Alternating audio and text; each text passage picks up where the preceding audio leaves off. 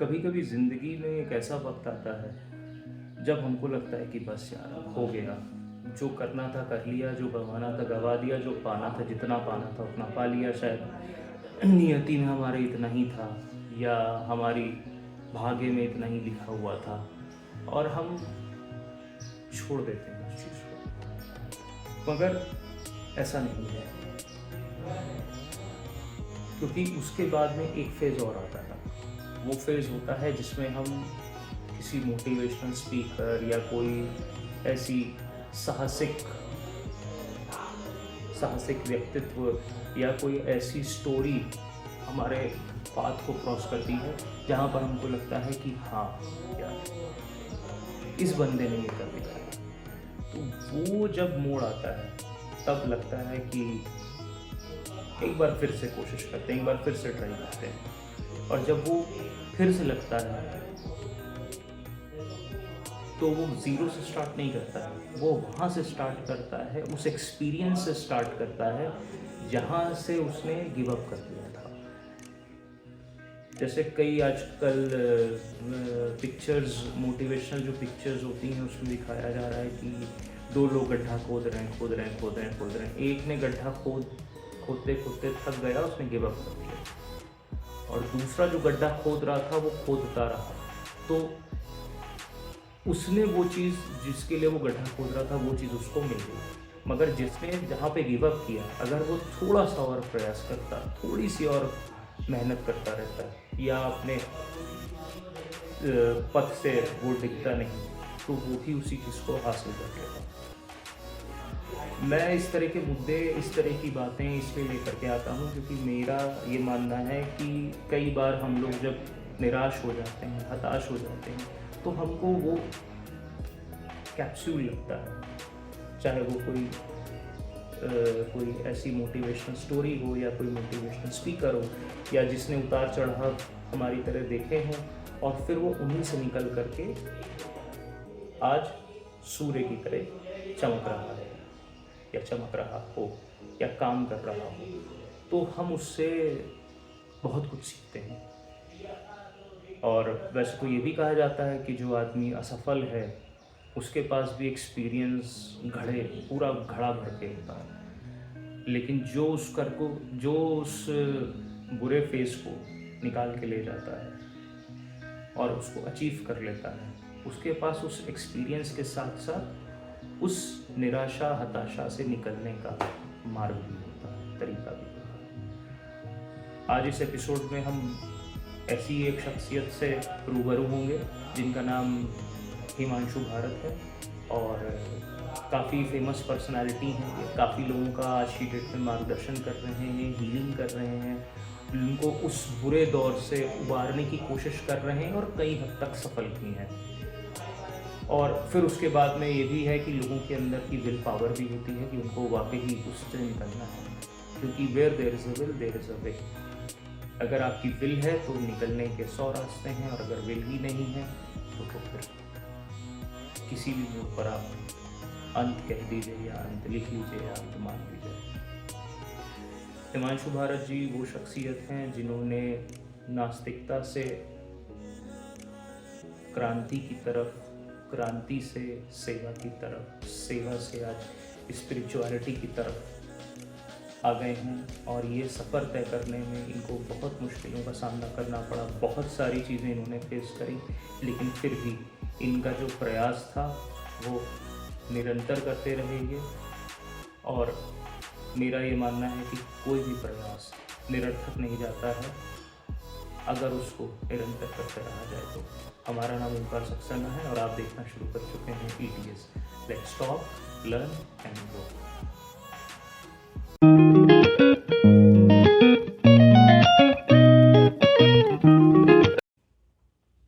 नमस्कार सर। नमस्ते। कैसे हैं आप?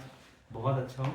बहुत दिन से चल रहा था कि आप आए इसमें पॉडकास्ट में, और थोड़ा सा अपना जो आपका सफ़र रहा है उसको साझा करें व्यूअर्स के जी साथ जी में, जी और वो भी जान सकें कि किस तरीके से जो है आप यहाँ तक पहुँचे जी हैं, जी और अब लोगों की ज़िंदगी में कितना जो है वो फ़र्क आया है चीज़ों को लेकर के। तो थोड़ा छोटा सा आप अपना कुछ इंट्रोडक्शन दीजिए, फिर शुरू करते हैं। थैंक यू सो मच कि आपने हमें मतलब इस लायक समझा कि ये मौका दिया और फिर इतनी दूर से चल के भी आए, तो इसके लिए बहुत बहुत धन्यवाद ओमकार जी आपका। Thank you. मेरा यही है कि मैं पहले तो एक्टिविस्ट रहा, और आपने बड़े कुछ नेशनल लेवल के आंदोलन हुए जैसे अन्ना हजारे का, इंडिया अगेंस्ट करप्शन, कुछ लैंड एक्विजिशन के, मेधा पाटकर, इन सभी को तो एक ये इतिहास रहा है कि जन आंदोलनों के, और कई चीज़ों में तो लीड भी किया है। तो एक प्रमुख तौर पे नेशनल पॉलिटिक्स में भी इन्वॉल्व रहा, लेकिन फिर थोड़ा शिफ्ट आया और फिर थोड़ा आध्यात्मिक हुआ। तो अभी मैं इंटरनेशनल एक ऑर्गेनाइजेशन है इनिशिएटिव ऑफ चेंज, जिसका कि यहाँ पे लीड कर रहा हूँ सेंट्रल इंडिया, और साथ ही साथ एक डिपार्टमेंट ऑफ मध्य प्रदेश में हैप्पीनेस डिपार्टमेंट है। अच्छा। तो जिसका कि मैं जब ये बॉर्न बेबी था तब से इसको खड़ा किया, और एक फाउंडर मेंबर के भी रूप में आप ले सकते हो जी। तो अभी एडवाइज़र उसके लिए भी काम करता हूँ, और ये मेरे के कार्य है। दूसरा एक बोडोलैंड में हैप्पीनेस मिशन चलता है, जिसका कि मैं जो है वहाँ पे एज ए फैसिलिटेटर और एडवाइज़र दोनों काम कर रहा हूँ। और इसके अलावा जो है मैंने खुद का एक जीवन में मेरे अनुभव रहा है, जो मैं थोड़ा और आगे चलेंगे तो हम बताएंगे जी। कि कैसे मेरे लाइफ में डिवाइन लाइट ने बहुत इम्पैक्ट किया। तो हमने एक ऑर्गेनाइजेशन अभी शुरू करी है जिसका नाम ही है डिवाइन लाइट। अच्छा। और पर्पज़ है कि कैसे लोग अपने अंदर की डिवाइन लाइट से मिल सके, डिवाइन वॉइस को सुन सके और डिवाइन लाइफ जी सके। बहुत अच्छी बात है, बहुत अच्छा लगा। और करीब अगर मैं अभी पूरा ओवरऑल देखूं तो मेरे जीवन में करीब मतलब आगे भी बताएंगे, तो अभी तक 2 लाख लोगों तक जो है ये अंदर से परिवर्तन की यात्रा में हम उनके में मदद कर पाए, उनके जीवन के लिए कुछ। अच्छा, इसके लिए शुरुआत कैसे हुई? मतलब आपका जो चाइल्डहुड था, जो बचपन था, वो कैसा रहा, या कहीं उसमें कुछ मिला? तो कैसा? चाइल्डहुड और बचपन जो है मेरा इस सब से कोई लेना देना नहीं था जी। है ना। और हम यूपी में रहने वाले लोग हैं, लखनऊ में हमारा घर था, लेकिन बनारस में हमारा बहुत आना जाना। तो चाइल्डहुड में हम ऐसी फैमिली से, जो बिजनेस फैमिली होती है, हमारी मम्मी उधर से थी और पापा जो है गांव के एरिया के रहने वाले थे, लेकिन वो पुलिस डिपार्टमेंट में थे। तो इस वजह से शादी हुई। नहीं तो अमीरी का ये आलम था कि जौनपुर एक जिला है जहाँ के राजा जो है, राजा सेठ कह सकते हैं, उस खानदान से मेरी मम्मी, उनके दीवारों में भी सोना निकलता था सब जगह। तो हमारे यहाँ पे पैसा बहुत इंपॉर्टेंट होता था कि अगर जीवन में पैसा नहीं कमाया तो मतलब तुम बेकार से बेकार आदमी हो सकते हो। तो लेकिन अभी जो मैं कर रहा हूँ पूरा अपोजिट है। तो वहाँ से शुरुआत हुई, लेकिन हमारे जीवन में कुछ चैलेंजेस आए, जो कि हमारे फादर की तबीयत कुछ खराब हुई थी, जो है, जो मैं फिर से मैं बोलता हूँ, उसको भी मैं आगे बताऊँगा। तो वो चैलेंजेस के चलते हमारा जीवन बहुत कष्ट में रहा है। तो बचपन में मतलब जो है खुद की पढ़ाई ढंग से नहीं हो पाना, क्योंकि स्कूल की फीस नहीं जमा हो पाती थी, क्योंकि मेरे फादर जो है थोड़ा मानसिक बीमारी से पीड़ित हो गए थे। तो वो पैसा सारा कहाँ फेंकते थे किसी को पता ही नहीं, कहाँ लुटा दिया ये। तो हमारी पढ़ाई नहीं हो पाना, चीज़ें नहीं हो पाना, तो वो कष्ट देखा है हमने। फिर वो थोड़ा हिंसक भी थे, तो फिर वो बहुत ज़्यादा हिंसा करते थे मम्मी पे, मुझ पे। तो ये दौर से सब कुछ निकला है। लेकिन इन सब कुछ तकलीफ में भी मेरा एक सपना था लाइफ का कि मैं सिंगर बनूं, अपने आप को सिंगिंग, क्योंकि मैं कर लेता था, मुझे गाना आता, तो मैं सिंगर बनना चाहता था। तो मैंने इंडियन आइडल, सारेगामापा, इसमें कुछ लेवल तक भी गया। और लेकिन मुझे एक ही चीज़ याद आ रही कि मैं जब सीखने जाना चाहता था तो सबाना आज़मी का एक इंस्टीट्यूट है, अच्छा, खुर्रम नगर में, अच्छा, और उसमें फ़ीस 200 रुपये लगनी थी। लेकिन मेरी मम्मी से मैंने 200 रुपये की फ़ीस मांगी तो वो नहीं दे पाई, और मतलब उन्होंने नहीं दिया। लेकिन उस दौर में तो नहीं समझ में आता, लेकिन बाद में मुझे समझ में आया कि जब स्कूल की फ़ीस नहीं जमा हो पा रही तो वो 200 रुपये कहाँ से एक्स्ट्रा उसके लिए दे देते। लेकिन अगर मैंने वो 200 रुपये जमा किए होते तो मुझे लगता है कि शायद मेरा करियर उधर जरूर गया होता। लेकिन अभी मुझे उसका कोई रिग्रेट नहीं है, मैं बस खाली बोलना था, तो इस वजह से वो बात को ला रहा हूँ कि मतलब ऐसे भी दिन हमने देखे कि जो चीज़ मुझे बहुत प्यारी थी मैं उसके ऊपर इन्वेस्ट नहीं कर पाया। चलिए, आपको ये कब लगा लाइफ में कि रिलीजन या जो ये पूजा वगैरह है या भगवान है, ये इस तरीके आपको सॉर्ट आउट नहीं कर पा रहे हैं, या आपको फुलफिल आपकी नॉलेज को नहीं कर पा रहे हैं, या आपके सवालों के जवाब नहीं दे पा रहे हैं, ये आपने कब, मतलब आपको ये ऐसा कब लगने लगा? नहीं, ये जो है ना, मैं बचपन से ही, मेरी नानी मुझे लेके जाती थी भगवान के पास। तो चूंकि मेरे पापा की जब मानसिक बीमारी हुई थी तो वो 2 साल घर भी नहीं वापस आए थे। जी। और जिस तरीके के वो घर में हालात पैदा करते थे, रोज मारना है, पीटना है, हाँ। चीज़ें करना है, तो उस दौर में हमने बहुत प्रार्थनाएं करी, लेकिन एक भी प्रार्थना का रिजल्ट नहीं आता था। तो नानी के साथ हम चले तो जाते थे मंदिर, हाँ। बहुत छोटे भी थे, हाँ। लेकिन वो पापा तो ठीक ही नहीं होते थे। तो इस तरीके से ऐसा लगने लगा कि ये जो सारी चीज़ें हैं तो बस करने के लिए हैं, लेकिन इसका इम्पैक्ट है कि नहीं ये नहीं समझ में आता था। जी। तो वो दौर ऐसा था कि जब पीड़ा में आप होए तो आपका कोई साथ ही नहीं दे रहा है, तो हम पूजा क्यों कर रहे हैं, भक्ति क्यों कर रहे हैं, चीज़ें क्यों। लेकिन तब मैं बहुत छोटा था, है ना। तो वो दौर से फिर हमें एक नास्तिकता की तरफ आप बोल सकते हो जी। कि ये लोग करते हैं, हाँ। लेकिन सिर्फ करने के लिए कर रहे हैं, इसके अंदर कुछ रहस्य है, कुछ हो सकता है, इसमें मेरा कोई बिलीव नहीं था।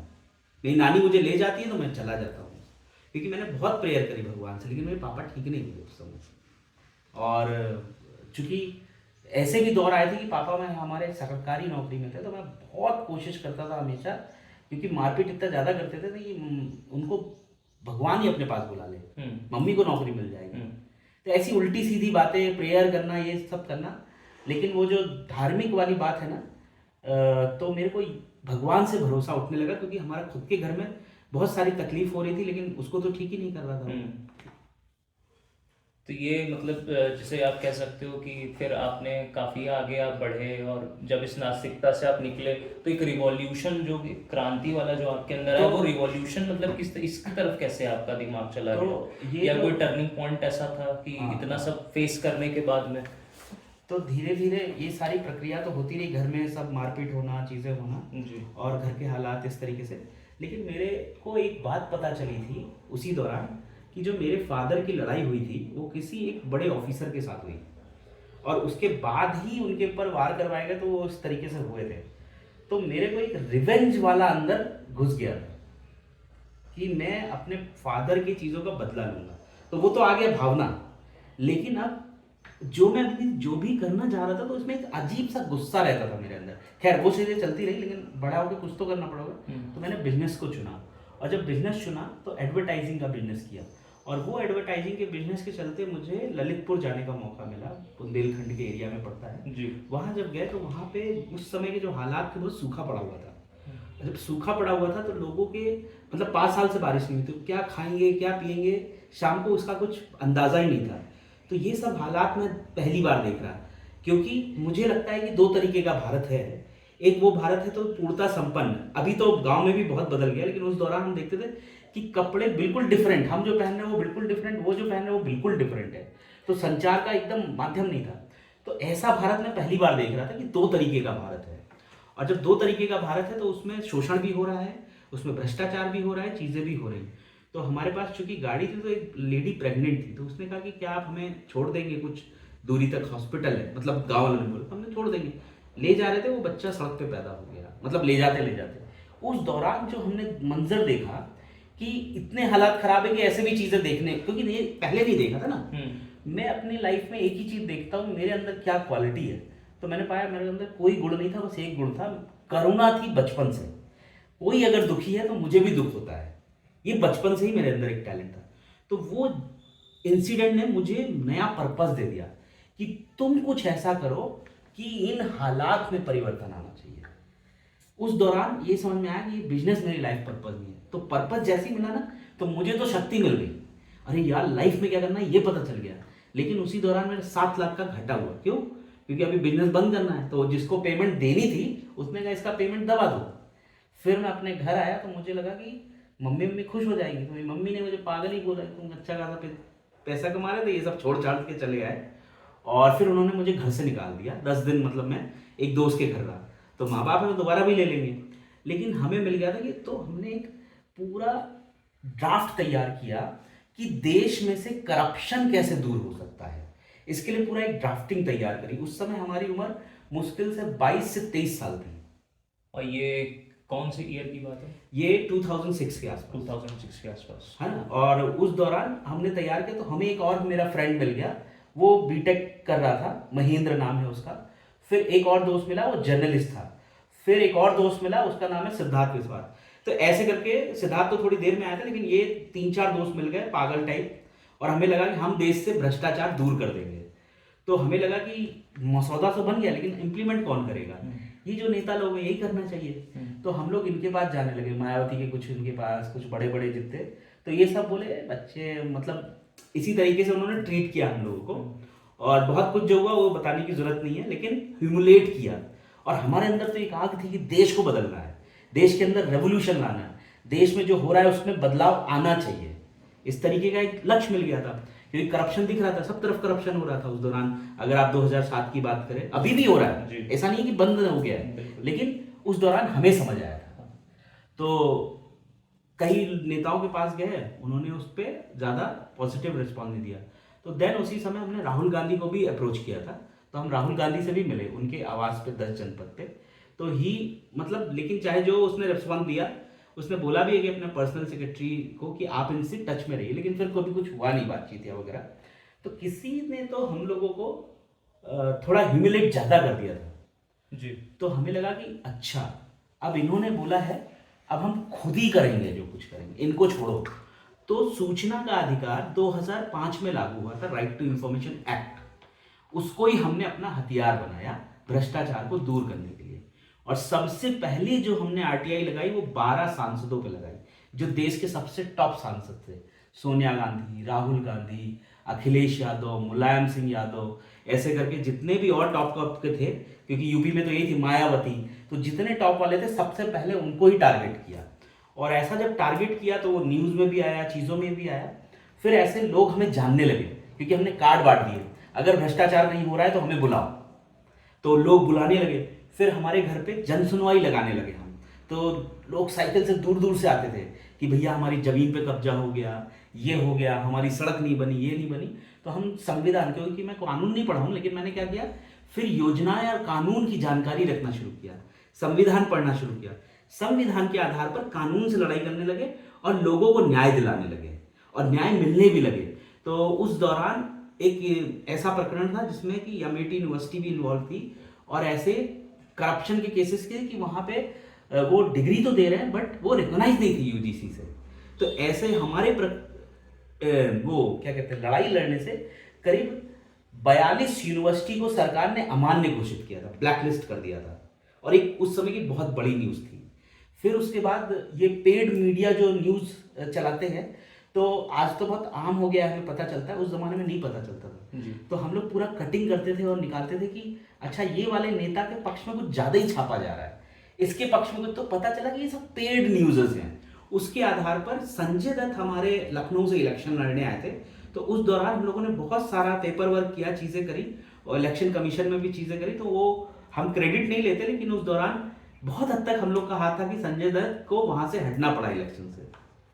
और छोटी मोटी काम तो बहुत हो रहे थे, रोड, ये वो, ब्लैक मनी के लिए भी लड़ाई लड़ी।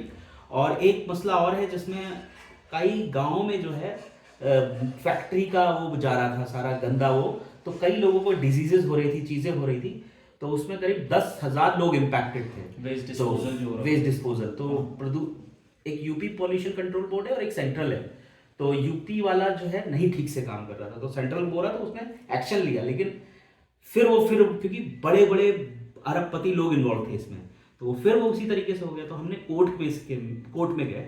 तो हम थे, हमारे साथ 1-2 लोग और भी थे, वो थोड़े सीनियर एक्टिविस्ट थे, लेकिन हम में से कोई भी कानून की जानकारी या पढ़ाई करा हुआ व्यक्ति नहीं था, हमें कोई वकील नहीं था। लेकिन हम लोगों ने खुद खड़े होकर हाई कोर्ट में लड़ाई लड़ी और उस पर अपील भी ले ली, जो एक बड़ी बात थी हमारे लिए कि जो है, और उसमें उन लोगों को रिलीफ भी मिला था कुछ हद तक।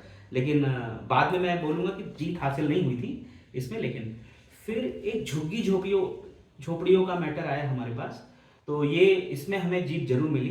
कि एक बार हम क्या हुआ कि झुग्गी में हमारे कुछ युवा थे, तो हमारे पास जितने भी लोग हमारे साथ शामिल हुए, उन्होंने अपनी अपनी जॉब्स छोड़ के हमारे साथ आए थे। और क्या करते थे, जिसको एजुकेशन में इंटरेस्ट है वो एजुकेशन पढ़ाता था फ्री में, जिसको हेल्थ में है तो हेल्थ में, है ना। तो ऐसे करके सब वॉलंटरी करते थे। तो हम लोग एक झुग्गी में जब गए, तो उस झुग्गी में जो है, ये झुग्गी पड़ती है सेक्टर 25 की तरफ, अच्छा, है ना। तो लखनऊ में एक जगह है, तो वहां पर एक व्यक्ति था। तो ये लोग क्या करते हैं, ठेकेदार होते हैं एक तरीके से, नेता जी। वो झुग्गी के लोगों से वोट डलवाना, रैली करवाना, यही काम करते हैं। और उनको उठने नहीं देना चाहते, उनका अपलिफ्टमेंट नहीं चाहते। तो जब उस झुग्गी में हम लोग घुसे तो देखा कि किसी के कोई डॉक्यूमेंट नहीं बने।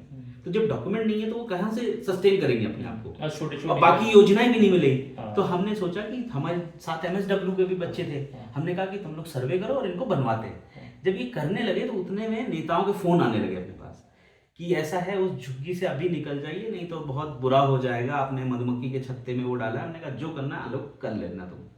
तो फिर उसके बाद कुछ लोग आए भी, डरे नहीं, हम लोग लगे रहे। लेकिन फिर एक जहन में विचार आया, झुग्गियां एक तो है नहीं, पूरी की पूरी है, कहीं और देखते हैं, लेकिन करेंगे जरूर। तो मतलब उस समय मैं एग्रेसिव था, मुझे किसी ने बोला कि बेवजह की भी लड़ाई नहीं लड़नी है ना, वो चीज। तो वहां से निकल गए। दूसरी झुग्गी जब गए तो वो भी उसी बंदे की उसमें थी, लेकिन यहाँ अलग हुआ मामला। यहाँ पे एक बच्ची ने मेरा हाथ पकड़ा और उसने कहा कि मुझे पढ़ना है। तो जब ऐसा इतना करुणा से बोला तो हम लोगों ने स्कूल खोल दिया। वहाँ स्कूल खोला तो उसमें एक लड़का लड़की भागकर आए थे, लखनऊ रहने आए थे, लव मैरिज करके। उनको पुलिस ढूंढ रही और वो मेरे संपर्क में आ गए। तो उन्होंने बोला कि मैं आपके स्कूल में पढ़ा सकते हैं हम दोनों फ्री में एज ए वॉलंटियर। और दोनों मतलब बहुत डिसेंट बंदे थे, लड़के लड़की। वो पढ़ाने लगे। हम लोग जब वहाँ पढ़ाई करने लगे तो जो पुलिस आके हफ्ता लेना ये वो सब गायब होने लगा, क्योंकि जो भी पुलिस आती थी मैं उसको डांटता था बहुत तगड़े से, क्योंकि उस लेवल का एक्टिविस्ट बन चुका था कि पुलिस भी अब डरने लगी थी। तो धीरे धीरे वहाँ से पुलिस गायब हुई, चीज़ें गायब हुई, बच्चे पढ़ रहे। तो उन झुग्गी वालों का हम लोगों पर भरोसा हो गया। और ये जो लड़का लड़की पढ़ाते थे, इनके माँ बाप को ढूंढते तो पता चला कि हमारे बच्चे तो वहाँ झुग्गियों में पढ़ा रहे हैं, अच्छा काम कर रहे हैं। तो हुआ क्या कि उनके माँ बाप ने उनको वापस बुला के उनकी विधिवत शादी करी। और वो झुग्गी जो है, कुछ समय बाद ऐसा हुआ कि वहाँ पे कुछ मायावती को आना था उद्घाटन के लिए, नहीं गवर्नर को, और वो तोड़ दी गई। जब वो तोड़ी गई तो स्कूल टूट गया, सब कुछ टूट गया। और वो झुग्गी में रात में ही एक बच्चा पैदा हुआ था, वो मर गया, छोटा सा था। एक औरत की रीढ़ की हड्डी टूट गई। तो ये सब देख के हम लोग बहुत मतलब वो हो रहा था। पूरा हम बचा नहीं पाए उसको, बुलडोजर पे चढ़ गए, सब कुछ कर लिया, लेकिन बचा नहीं पाए। कलेक्टर को लगाए फोन, नहीं बचा पाए। जब सब टूट गया तो रात में जो है सब रोड पे ही पड़े थे। तो हमने कहा कि खाना कैसे खाएंगे, तो सबके लिए हम लोग खाना डोनेशन पे इकट्ठा करने लगे। तो जो 70 PSC के जवान आके उनका घर तोड़े थे, उन्होंने कहा हमारे पास ऑर्डर था, लेकिन आप जो अभी कर रहे हो, हम लोगों को लगा था आप नेता नगरी या ऐसे कर रहे हो, लेकिन आप तो सच्ची सेवा कर रहे हो। हमारे पास भी जो पैसे, उन्होंने पैसे दिए अपने पास से कि हमारी तरफ से भी खाना खिलवाइए। लेकिन 12 बजे रात में हम लोगों ने एक बैठक करी, उसमें रिक्शा वाला, फल बेचने वाला, ये बेचने वाला, मेरे पास फोटो है, कभी आपको शेयर कर दी। बीच में मैं बैठा हूँ और हमने कहा घर टूटा है, घर लेंगे। और फिर एक रिक्शे वाले ने पत्र लिखा प्रधानमंत्री को, और बाकी सब ने उस पर सिग्नेचर किया। तो मेरा हमेशा रहा है कि लड़ाई खुद मत लड़ो, लड़ने की ताकत पैदा करो। मतलब कहना गलत नहीं होगा कि समाज के साथ साथ आपने सोच में भी जो है वो बदलाव कि तुम रिक्शे वाले हो, लेकिन प्रधानमंत्री तुम्हारा नौकर है, राष्ट्रपति तुम्हारा नौकर है, क्योंकि वो तुमसे तनख्वाह लेता है। उसकी तनख्वाह कब जाती है? जब टैक्स जाता है ना। तो जनता मालिक, तो जनता मालिक है, तो संवाद सीधा कर सकती है। ये फर्क नहीं पड़ता है कि वो फल बेचता है कि रिक्शा वाला चलाता है। तो उसमें सीधा संवाद इन लोगों ने किया। इस पूरी प्रक्रिया में करीब 5 साल लगे। और 5 साल लगते लगते एक दिन क्या हुआ कि अचानक मुझे थॉट आया कि यार 5 साल हो गए, उन लोगों को घर नहीं मिले, हमें अभी हताशा हो रही थी, डॉक्यूमेंट बन रहे, चीज़ें बन रही। लेकिन एक दिन मुझे अंतरात्मा भी हम सुनना लगे थे, तो मेरे को अंदर से आवाज़ आई कि तुमने उनके प्रॉपर डॉक्यूमेंट नहीं तैयार करवाए हैं। और इस समय नेता बन के नहीं, बल्कि एक साधारण व्यक्ति बन के सब झुग्गी में जाओ और सबके वो वाले डॉक्यूमेंट क्लियर करो। तो ऐसे ही मैंने किया, सबके डॉक्यूमेंट क्लियर किए। फिर ये हुआ कि ये डॉक्यूमेंट बन भी जाए, तो हमें जो वहाँ पर एक वो था इलेक्शन कमीशन का ऑफिस जी, तो ये हुआ कि हम लोग 500-600 लोगों को हम लेके चले गए वहाँ धरने की तरीके से। और फिर जब इतने लोगों को इकट्ठा देखा तो पता नहीं, आप तो जानते हो लक्ष्मीकांत हमारे एक मित्र हैं, और प्रीति है, सौम्या है, इन लोगों को वो सीधा धमकी दे दिया कि सबको हम जेल में डालेंगे। हमने कहा डाल लो। तो मेरे हाथ में तिरंगा था, संविधान था। फिर उसके बाद हमने कहा डालने से पहले रुक जा, थोड़ा सा रुक जा। उसको एक पन्ना खोला और ये पढ़ा दे, मैंने इसको पढ़ लो। जब उसने पढ़ा तो उसमें ये था कि कोई भी अगर कहीं इतने सालों से रह रहा है, ये चीज़ रह रहा है, तो कानूनन उसको ये डॉक्यूमेंट बनने का हक रह जाता है। अब उसकी को लगा कि ये साधारण लोग नहीं, फुल्ली नॉलेज रखने वाले लोग। तो 400 लोगों को खैर आगे चल के मकान मिल गए, 400 लोगों को सीधे मकान मिले। फिर कुछ योजनाओं का भी निर्माण हुआ। उत्तर प्रदेश के अंदर एक प्राधिकरण बना जिसपे 98 लाख गरीबों को आज घर मिलते हैं। उन गरीबों को सुनना चाहिए। हम अभी भी क्रेडिट नहीं लेंगे हमें लोगों की, लेकिन बहुत प्रयास हम लोगों ने नेशनल लेवल, स्टेट लेवल और इस पर किए, जिसकी वजह से ये तमाम चीज़ें हुई। तो ऐसे मतलब ये आंदोलन की दृष्टि से देखेंगे तो ऐसे बहुत सारे चीज़ें हैं जो करी हैं, और एजुकेशन के क्षेत्र में, हेल्थ अवेयरनेस के क्षेत्र में, है ना। अच्छा, जैसे आपने और ये जैसा मैंने बताया कि ये है, और फिर उसी दौरान जब ये सब चल रहा था तो आरटीआई जो है कमज़ोर हो रहा था। RTI, right to information act, कमज़ोर हो रहा था धीरे धीरे। तो मैं भी आरटीआई एक्टिविस्ट था, अरविंद केजरीवाल, ऐसे और भी लोग थे। तो इन सब लोगों ने, तो एक बार हम लोगों ने एक मीटिंग रखी थी लखनऊ के अंदर, और उसमें मीटिंग इस बात को लेकर रखी गई थी कि आरटीआई कैसे मजबूत किया जाए। इसको लेकर तमाम एक्टिविस्ट, सलीम बेग एक है ना, उर्वशी करके लखनऊ में है, अखिलेश सक्सेना, ये सब लोग मिले और अरविंद केजरीवाल को भी बुलाया।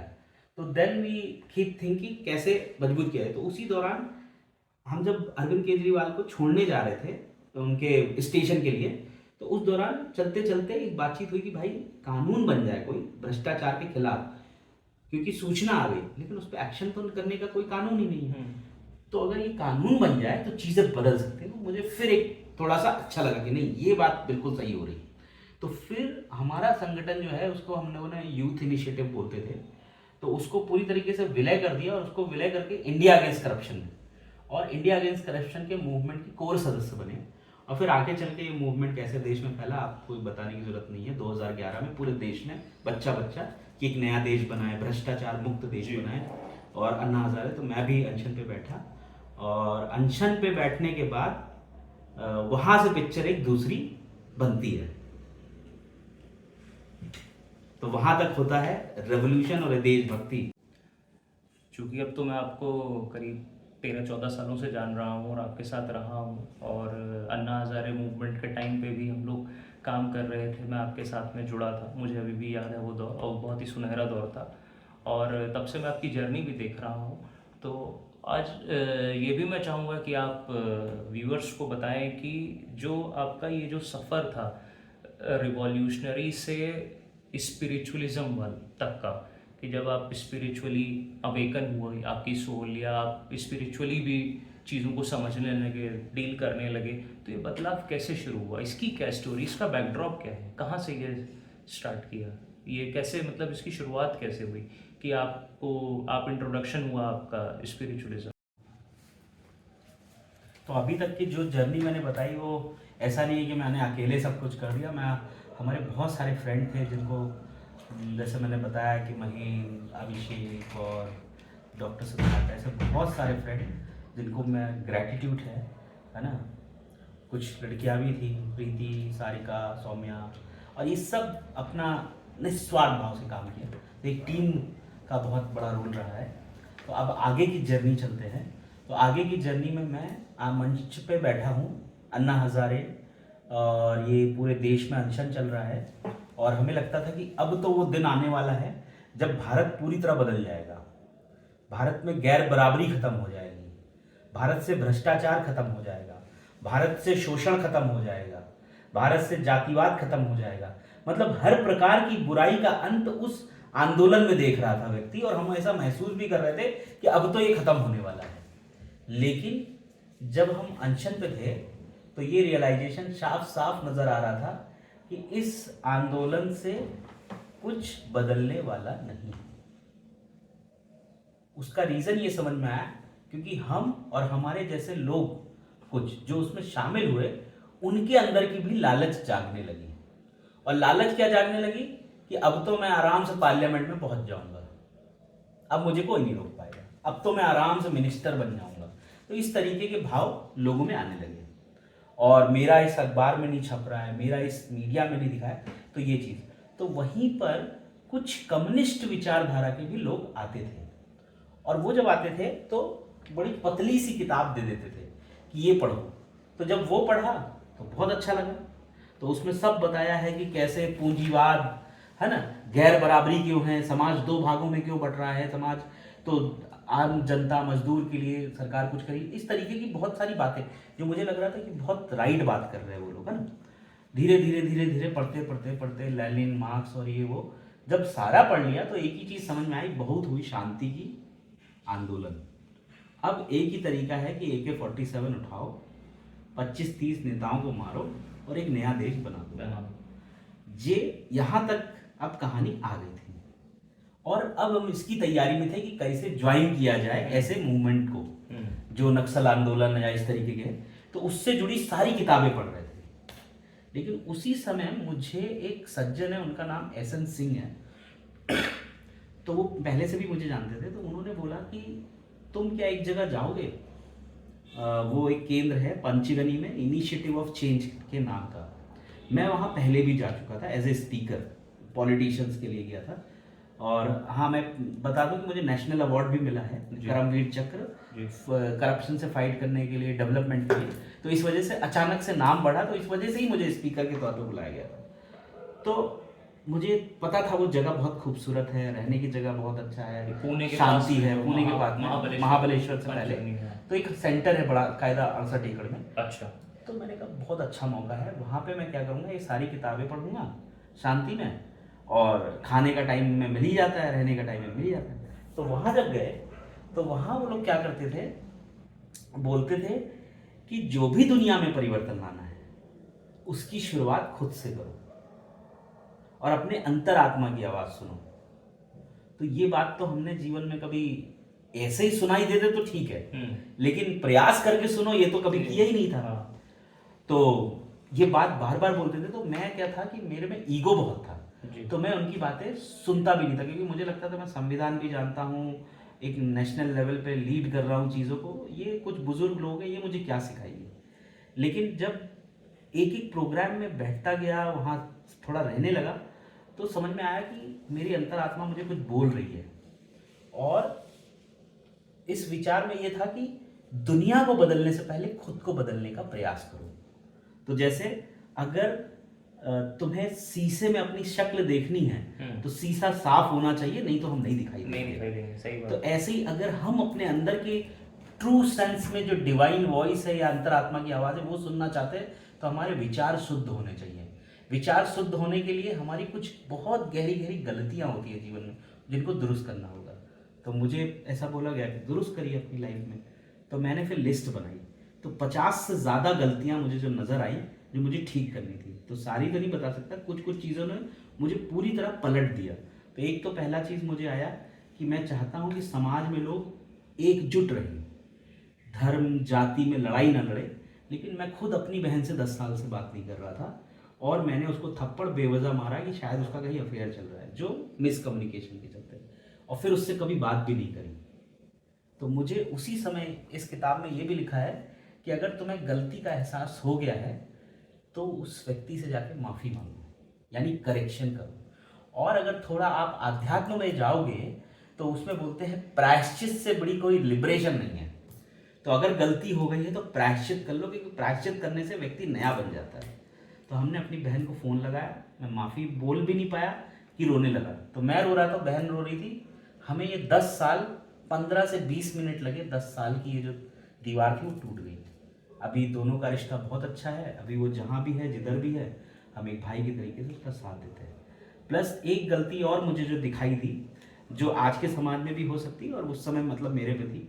तो मुझे लगा कि मैं जिस एक लेडी को अपने साथ वहाँ ले गया था कि तुम भी चलो मेरे साथ, वो मीडिया से थी, लेकिन सिर्फ इस गलत नीयत से कि शायद कोई ऐसा मौका मिले जो मैं उसके साथ अपवित्र कर्म करूँगा, ये गलत सोच के साथ मैं उसके साथ वो लेके गया। तो मुझे तुरंत विचार आया कि ये जाके लड़की को बता दो कि तुम्हारे अंदर ये गलत नीयत थी। तो मैंने उसको जब बताया तो उसने, जाहिर सी बात है कि तुरंत मेरे साथ दोस्ती तोड़ी, लेकिन 15-20 दिन देखा, कहा कि अब ये पूरी तरह बदला हुआ इंसान है, ये वैसा है ही नहीं।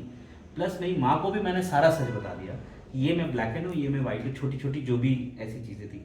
उसके बाद मुझे अंदर से एक बहुत लिबरेशन मिली। ऐसा लग ही नहीं रहा है कि मेरे अंदर कुछ ऐसा है जो मुझे दबाना चाहिए, एक फ्रीडम मिली मुझे।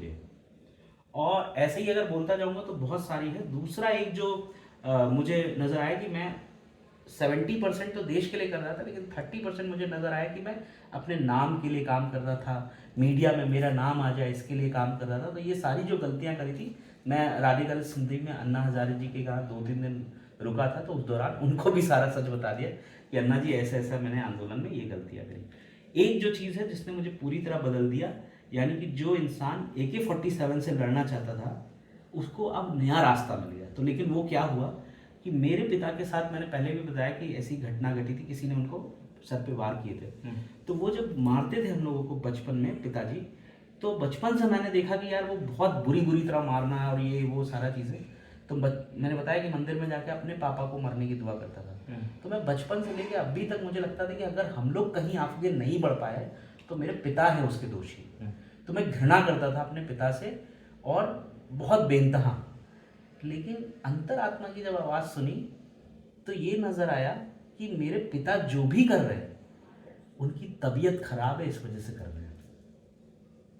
लेकिन मैं जो भी कर रहा हूं, मैं सब कुछ सही होते हुए उनके साथ ऐसा व्यवहार कर रहा हूं।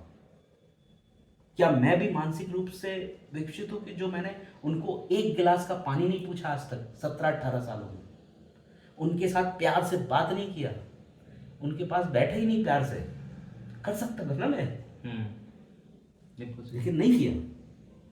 मुझे तो कोई बीमारी नहीं थी। तो उसी दिन मेरी अंतरात्मा में आया कि मैं अपने पापा को माफ़ी मांगूं।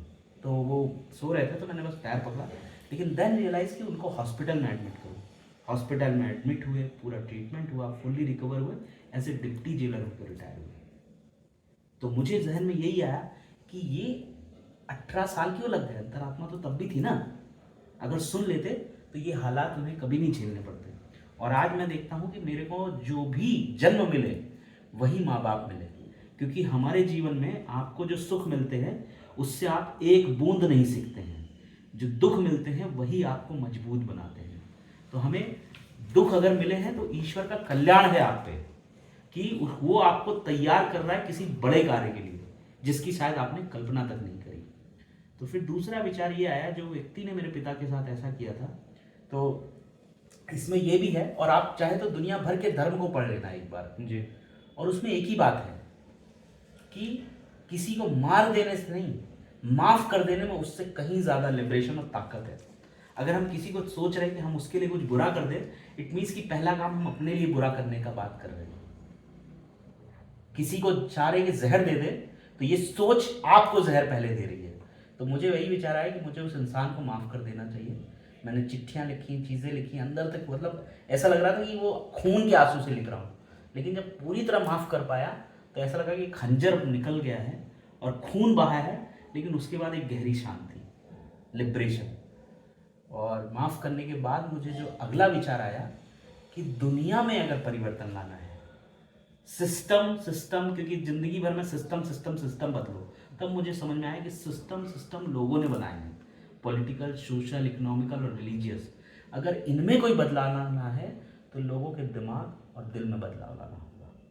उस दिन से फिर यही एक था ना कि कबीर का अगर आप एक दोहा सुनो जी, पोथी पढ़ पढ़ जग मुआ, भया न पंडित को, ढाई आखर प्रेम का, पढ़े सो पंडित हो, कबीरा पढ़े सो पंडित हो। तो प्रेम से बड़ी कोई ताकत नहीं है, बिल्कुल सही बात। और यही दुनिया को बदल सकती है। और कबीर ने तो ये पूरी जिंदगी को अगर मैं देखूं कि किस चीज़ ने मुझे बदल दिया, तो 3 ही दोहे हैं मतलब कबीर के। और पहला वाला तो आपने बहुत सुना, बुरा जो देखन मैं चला, बुरा न मूलिया कोई, जो मन देखा आपना, मुझसे बुरा न कोई। तो हम बार बार बोल रहे हैं ये बुरा है, वो बुरा है, ये बुरा है। अरे एक बार देखो खुद में अपने अंदर झांक के, तो दुनिया अपने आप बदल जाएगी। क्योंकि जैसे अपनी बुराई देखेंगे और उसको ठीक करेंगे ना, हर व्यक्ति हमें अच्छा नजर आने लगेगा। बुरा इस वजह से नजर आ रहा है क्योंकि बुराई मेरे अंदर भरी हुई है, वहां से वो कांटा निकालना होगा। और तब अगर कोई गलती कर रहा है बाहर, तो हमें उससे विरोध नहीं होगा, बल्कि करुणा जागेगी कि कैसे वो बेचारा ठीक हो जाए। ये चीज मेडिटेशन से कैसे कनेक्शन हुआ आपको? मेडिटेशन से कैसे? या किसी ने इंट्रोड्यूस किया या आप खुद से वहां तक पहुंच गए, कैसे? तो ये यहाँ तक की यात्रा थी। तो थोड़ा इसमें और वो कर दे कि ये जो जब मेरे अंदर चेंज आया और प्रेम वाला, तो इसको लेके फिर हमारी एक इंटरनेशनल टीम भी, बाकी भी हम लोगों ने पूरे देश भर में दौरे किए और विभिन्न सरकारों के साथ, आर्मी के साथ, कॉरपोरेट्स के साथ है ना, और मेघालय, नॉर्थ ईस्ट में बहुत सारा काम किया है। और इस दौरान अंतरात्मा की आवाज के जरिए बहुत सारे लोगों में बदलाव, तो ये संख्या हजारों में होगी, है ना, लाख भी जा सकती है, लेकिन इम्पैक्ट आया, ऑफिसरों में इम्पैक्ट आया, चीज़ों में इम्पैक्ट आया। जैसे एक डिपार्टमेंट था, उनके यहाँ पे हमेशा राजनीति होती थी उस डिपार्टमेंट में, फिशरी डिपार्टमेंट था, बस डिपार्टमेंट था।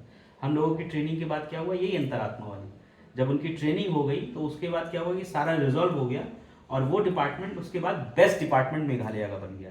जब बेस्ट बना तो वो जो सचिव है उसको बुलाया गया नेशनल लेवल पे कि अब तुम पूरे देश की फिशरी डिपार्टमेंट देखो। तो ये एक उदाहरण दे रहा हूँ, ऐसे बहुत सारे उदाहरण हैं। अब आता है मेडिटेशन। तो ये सब यात्रा चल रहा था हमारा, उसी दौरान हमारे जीवन में एक लड़की का आगमन हुआ। अब पिक्चर में थोड़ी इंटरेस्टिंग बात है थोड़ा सा मसाला आया तो वो जब आई तो उसने जो है मतलब वो ऐसे ही नहीं आई। एक लड़की थी, वो अपनी लाइफ में जो है, हम कोई एक इवेंट होने वाला था तो हमें वॉलंटियर्स की आवश्यकता थी, तो हमको लगा कि हम बुलाते हैं उसको भी। तो हमें पता चला कि वो उसके घर पे काफ़ी बीमार है वो, और घर जब गए तो पता चला कि उसके फादर जो है मतलब उसकी शादी तय थी, और शादी होने से पहले ही 10 दिन पहले फादर को हार्ट अटैक आ गया और उनकी डेथ हो गई। तो शादी के माहौल में ये सारा चीज़ें हुआ तो लड़की को तो लोग थोड़ा वो मानेंगे ना, तो इस तरीके की भावना, और वो उसको गहरे डिप्रेशन में चली गई फिर वो, तो वो उससे उभर नहीं पा रही, तो she is taking a medicine and all. तो जब ये सब चल रहा था तो हम जब उससे पहुँचे तो हमने कहा करे कैसे, तो हमने कहा चलो तुम हम लोग के साथ चलो। तो उसको ले जाने लगे, रोज़ उसको अपने साथ रखना, इवेंट में रखना, स्टेज देना, चीज़ें करना, साथ में बातें करना। जब जा रहे हैं गाड़ी पे तो वो अपने दिल की बात बोल रही है, हम अपने दिल की बात, ये दिल की बात शेयर करते करते करते मुझे एक विचार आया कि अगर मैं इस लड़की को खुश देखना चाहता हूँ तो क्यों ना मैं इससे शादी कर लूँ ऐसा, और मैं अगर कर लूँगा तो ये खुश रहेगी, ऐसा अंदर से थॉट आया। तो मुझे 7 दिन लगे उसको प्रपोज करने में, मैंने लिखा हुआ था, और 7 या 3 दिन लगे थे। फिर मैंने उसको लेटर दिया तो उसने कहा हाँ हाँ, तो उसकी तरफ से भी हाँ हो गई। तो मैं तो बहुत खुश हो गया, एकदम जैसे दुनिया जीत ली मैंने। तो फिर ये बात पूरे मेरे फ्रेंड सर्कल में पता चल गई कि इन दोनों का अफेयर है, और ये दोनों मिलके आगे शादी भी करेंगे। तो जितने लोग हैं, जितना नेटवर्क है, सबको पता है कि हाँ इनकी शादी होने वाली। लेकिन एक दिन अचानक करीब 3-4 महीने बीत गए थे, उसने कहा कि मैं तुमसे शादी नहीं कर सकती। और क्योंकि मैंने अपनी मम्मी से भी बात कर ली थी तो मुझे बहुत गहरा शॉक लगा, तो क्योंकि बहुत कुछ अटैचमेंट जगा लिया था तो शॉक भी उतना ही ज़्यादा लगा। और जैसे ही उसने ना बोला मैं कुछ सुन ही नहीं पाया, मतलब ऐसा लगा कि बहुत कुछ गहरा टूट गया है अंदर, जिसकी कल्पना नहीं कर सकता मैं। अब वो दर्द से निकल ही नहीं पा रहा हूँ। तो जब दर्द से निकल नहीं पा रहा था तो मेरे एक दोस्त है डॉक्टर सिद्धार्थ, तो उसने कहा भाई तुम मेरे पास आ जाओ। तो मैंने कहा भाई आ गए। तो उसने कहा कि मेरे जो क्लिनिक है उसके सामने एक सैलून आता है, बाल कटा लो। भाई क्या बता रहे तो बाल कटा लिए मैंने, पूरे शेव कर लिए पूरी तरीके से। अच्छा। और अब विपसना चले जाओ तो ऐसा नहीं कि केवल उसके कहने पे, क्योंकि मैं भी चाह रहा था कि त्याग दूं, अपने जीवन को पूरी तरह त्याग दूं, कुछ भी चीज नहीं रखना, उसकी भी नहीं रखना, अपनी भी नहीं रखना, त्याग देना है संपूर्ण जीवन। तो त्याग क्या, तो अब उसके बताए अनुसार ब्याली त्यागे खैर वो त्याग के हम विपसना चले गए। विपसना गए तो सारा ले लेते हैं मोबाइल, ये वो, फिर 10 दिन का साइलेंस रहता है। लेकिन वो जो मेडिटेशन जब मैं कर रहा था तो लगातार वो केवल जो है उस लड़की का ही ध्यान कर रहा था। तो वो जो ध्यान करा रहे वो तो आ ही नहीं रहा मेरे अंदर। तो वो ध्यान करते करते 6ठे दिन तो मैं बस्ट हो गया, लेकिन बोला तब भी नहीं। एक बार शायद 10 दिन में कुछ बोला था मैं, पूरा बाहर निकला तो थोड़ा रिलीफ लगा 10वें दिन। लेकिन उसके बाद मैं, मेरे पैर नहीं उठे, मेरे हाथ नहीं उठे, कुछ भी नहीं उठे, मैं बेड पे आ गया, समझ में नहीं आया कुछ, और अंदर पूरा अंधकार। तो जो मेरे 20-25 हज़ार की पब्लिक मेरे लिए कुछ नहीं है, आप दे दो अभी देखो, लेकिन वो इंसान की आवाज़ ही कुछ नहीं निकल रही है, मैं कुछ बोल ही नहीं पा रहा हूँ, और मेरे को भय आ रहा है और मेरे अंदर से आंसू निकल रहे केवल, लगातार आंसू। तो मैं मेरी मम्मी को बुलाता था, वो 25 किलोमीटर दूर रहती थी, कि मैं सुसाइड कर लूँगा मम्मी, क्योंकि मेरे को बिल्कुल जीने का मन नहीं कर रहा है। एंड आई ट्राइड ऑल्सो, कि मेरे घर के सामने से वो हाईवे है, तो कई बार ट्राई भी किया, लेकिन वो गाड़ी वाला आता और फिर रोक देता और फिर आके थोड़ा लड़ाई करता कि मेरी गाड़ी पे क्यों लड़ रहे हो। तो ऐसे करके मरा तो नहीं मैं। और फिर मैंने जो डॉक्टर सिद्धार्थ है तो हम लोग साथ में बैठते थे, मैं उसके क्लिनिक जाता था। तो वो जब भी फिर वो कोई ओशो की बात बताए, तो कभी कोई किताब खोल के बताए, तो थोड़ी देर मोटिवेट हूँ फिर हेड डाउन कर लूँ, थोड़ी देर मोटिवेट हूँ फिर हेड डाउन। तो ये सिलसिला जो है थमा नहीं। अच्छा, मैं नास्तिक था, वो कहानी मैंने बताई जो शुरू से बचपन से, तो नास्तिक नहीं बोलूँगा, धर्म को ना मानने वाला था। कम्युनिज्म ने मुझे नास्तिक बना दिया था, ये कलावा फलावा सब तोड़वा दिया था, क्योंकि ऐसा कुछ होता ही नहीं। कम्युनिस्ट तो जब हार्डकोर कम्युनिस्ट बने तो उसने मुझे नास्तिक बनाया। अब ये जब मैं फंसा इतनी बुरी स्थिति में, डिप्रेशन में, तो किसी ने मुझसे बोला भाई तुमको तो भगवान ही बचा सकता है, क्योंकि इस तरीके की पीड़ा है। तो फिर वो कहाँ मिलेगा? तो मेरा वही डॉक्टर सिद्धार्थ मेरे को चर्च भी ले लेके जाता था, ऐसा ऐसा। तो चर्च में बहुत समय जाके बैठते थे, मंदिर में बैठते थे, मस्जिद में भी बैठते थे, सब जगह बैठना शुरू कर दिए। जब बैठना शुरू कर दिए तो उन सब की अपनी अपनी किताबें हैं, सब लोगों की। तो हिंदू धर्म में जाओगे तो भगवत गीता मिल जाएगी आपको ऐसे, और ये मुस्लिम में जाओगे तो कुरान मिल जाएगी, ईसाई में जाओगे तो बाइबल मिल जाएगी। तो हमने कहा सब वो चार्ट डाला। फिर उसके बाद वेद पुराण ये भी हैं तो उनको भी पढ़ लिया, उपनिषद भी है वो भी पढ़ लिए, गरुड़ पुराण जो मरने पे पढ़ा जाता है वो हम जिंदा ही पढ़ रहे हैं। तो सब पढ़ पढ़ा के ये समझ में आया कि तुम्हारे दुख का कारण कोई और नहीं है, तुम स्वयं, और कोई होता नहीं किसी दुख का कारण। अब दुख के कारण अगर हम हैं तो निकलेंगे कैसे?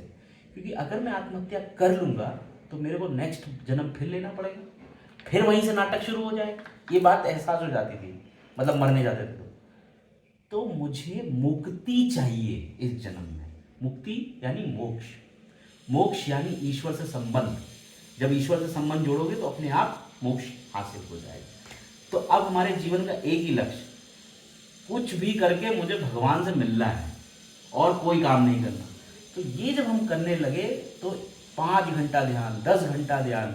तो ध्यान में क्या, ये भी आपका सवाल हो सकता है, तो आज्ञा चक्र पे ध्यान लगाना, कभी श्वासों पे ले रहे हैं, है ना, ब्रीदिंग वाला, कभी विपස්සना का ही भाग कर लिया। तो मोस्टली आज्ञा चक्र पे आके यहाँ पे एक सेंसेशन होने लगता है अगर आप ध्यान करें तो वो करते 5 घंटे 10 घंटे। और ये पूरी प्रक्रिया करते करते तो एक दिन मेरा क्या हुआ कि मैं अपने मंदिर में जब ध्यान कर रहा था तो मुझे एहसास हुआ कि ये तो सब लकड़ी पत्थर है, मतलब जो भगवान जी रखे हैं वो सब लकड़ी पत्थर का एहसास हुआ। क्योंकि जब आप निराकार में जाओगे, है ना, ये सारे जो भगवान हैं, जो मूर्तियां हैं हमारी, ये केवल मन को कुछ दूरी तक ले जा सकते हैं, डेस्टिनेशन तक नहीं पहुंचा सकते। एक समय ये भी समाप्त हो जाते हैं। तो ये समाप्त हो जाता है तो क्या होता है, वही निराकार नजर आता है। तो ये तो मतलब एक एहसास बहुत गहरा हुआ था। तो रोज ध्यान करना 5 घंटा 6 घंटा। तो एक दिन क्या हुआ कि मैं पंचगनी में ही था, हमारे सेंटर में एक नेशनल लेवल की युवाओं की बैठक थी। तो जो उसको कोऑर्डिनेट कर रहे थे उन्होंने मुझसे रिक्वेस्ट करी, क्या आप थोड़ा बातचीत कर सकते हो युवाओं के साथ जो जो काम किया है? तो मैंने कहा मुझे बहुत भय लग रहा है, मैं नहीं बात कर सकता उन लोगों से। देन ये हो गया। फिर खाना खाया, उसके अगले दिन खाना खाया और जाके फिर जो रूटीन था मेरा रोज ध्यान करना, तो ध्यान लाइक ऐसा हो गया था कि जैसे नहीं आप रोज पत्थर पे वो मार रहे हो, खटखट खटखट। लेकिन हाँ, इससे पहले एक मेरी जीवन में और भी घटना घटी कि महाराष्ट्र में ही मैंने 7 दिन की पैदल यात्रा करी थी। और वो पदयात्रा का उद्देश्य ये था कि मैं ऐसी जगह पदयात्रा करूंगा जहां मुझे कोई नहीं जानता। 7 गांव 7 दिन, और हर गांव में रुकते तो हर गांव की अपनी एक कहानी है जिस पर अलग पॉडकास्ट बन जाएगा। और जेब में एक पैसा नहीं रखना है, क्योंकि अगर भगवान जैसी कोई चीज़ है तो हमें खिलाएगा पिलाएगा सुलाएगा। और वो पूरी शाददान की जर्नी ने भगवान के प्रति हमारी जो आस्था है उसको प्रकट करता चला गया कि वो बिल्कुल आपको ऐसे लेके चल रहा है। लेकिन दर्शन नहीं हुए थे, एहसास हुआ था कि उसका एक छोटा सा उदाहरण दे देता हूँ, फिर मैं आगे मेडिटेशन वाले पे आता हूँ जी। जब हमने पहले दिन की ही यात्रा करी तो 7-8 किलोमीटर चल गए, और गर्मी का समय था तो गर्मी एकदम लग रही थी। हम 2 साथी थे और वो बैग भी था। तो वो करते करते खेत पे लेट गए, और ऐसे लेटे कि पता ही नहीं, और नींद जैसी आ गई, लेकिन भूख तो तड़प मची हुई है। तो जैसे ही हम तड़प मची हुई थी, वहाँ पे एक बुढ़िया थी आई, बहुत झुर्रियाँ पड़ी है, उसने हमें जगाया और ऐसे मूंगफली दी। और फिर इतना भूखे थे कि खा रहे, और जैसी सटाक से हमने भी सोचा कि चलो दादी को धन्यवाद बोले। जैसे ही बोलने गए तो दादी गायब, पता ही नहीं किधर गई। तो ये तो ऐसा एहसास हो गया जो आप बोल सकते हो कि कुछ ऐसा मतलब मन घड़ंत हो सकता है। लेकिन ऐसे इस यात्रा में न जाने कितने हुए थे, तब भी मैं नहीं माना कि भगवान जैसी कोई चीज होती है। तब भी मैं नहीं माना। माना कब? तो जब उस दिन मैं निकला या ध्यान करने के लिए, तो 9 बजे बैठा ध्यान पे, और मैं मोस्टली यही आज्ञा चक्र पे ध्यान लगाने लगा, मतलब वो मेरा रूटीन हो गया। तो जब ध्यान में बैठा 12 बजे अचानक यहाँ पे एक वाइट लाइट, और वो वाइट लाइट हमने आज तक खुली आंखों से वैसी लाइट देखी नहीं कभी, और लाइट नहीं, वो पावर थी, बिजली जैसे सेकंडों की हुई, लेकिन इतने आंसू मेरे बहे, भलभल भलभल भलभल, और एक गहरा एहसास, अच्छा तुम हो, मतलब भगवान है, वो तीसरी दुनिया का व्यक्ति नहीं है, वो है, बिल्कुल है, और हमारे बिल्कुल पास में जैसे ब्लड बह रहा वैसे ही आपके करीब है। तो यही पाया कि जितनी तड़प ज्यादा हो, तड़प गहरी, उतना ही वो आपके करीब है। और उस दिन क्या एहसास हुआ, तो आंसुओं में एक एहसास हुआ कि इस दुनिया में कुछ भी परमानेंट नहीं है। तो मेरे जो डिप्रेशन का कारण था वो मोह था, तो मैं क्यों उस लड़की से मोह जगाए बैठा हूँ। तो उस दिन मुझे इनपरमानेंट का एक गहरा एहसास जमीन अब घर कर गया। अब मेरा अभी डेथ हो जाए तो मुझे कोई फर्क नहीं पड़ता, क्यों? क्योंकि वो इनपरमानेंसी एकदम घर कर गई है, अंदर बैठ गई है।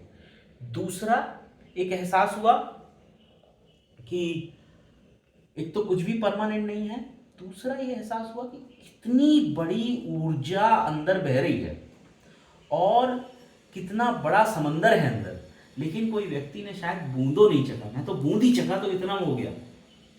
और तीसरा, मैं पॉलिटिक्स में जाना चाहता था, तो मुझे पूरा क्लियर उद्देश्य मिला कि तुम्हारा जीवन है कि दूसरे लोग जो आए हैं उनको भी उनके भीतर के प्रकाश से उनकी मुलाकात कराओ, भीतर की जो आवाज़ है, आत्मा की आवाज़ है, उसका उनको जीवन को सुनने में मदद करो।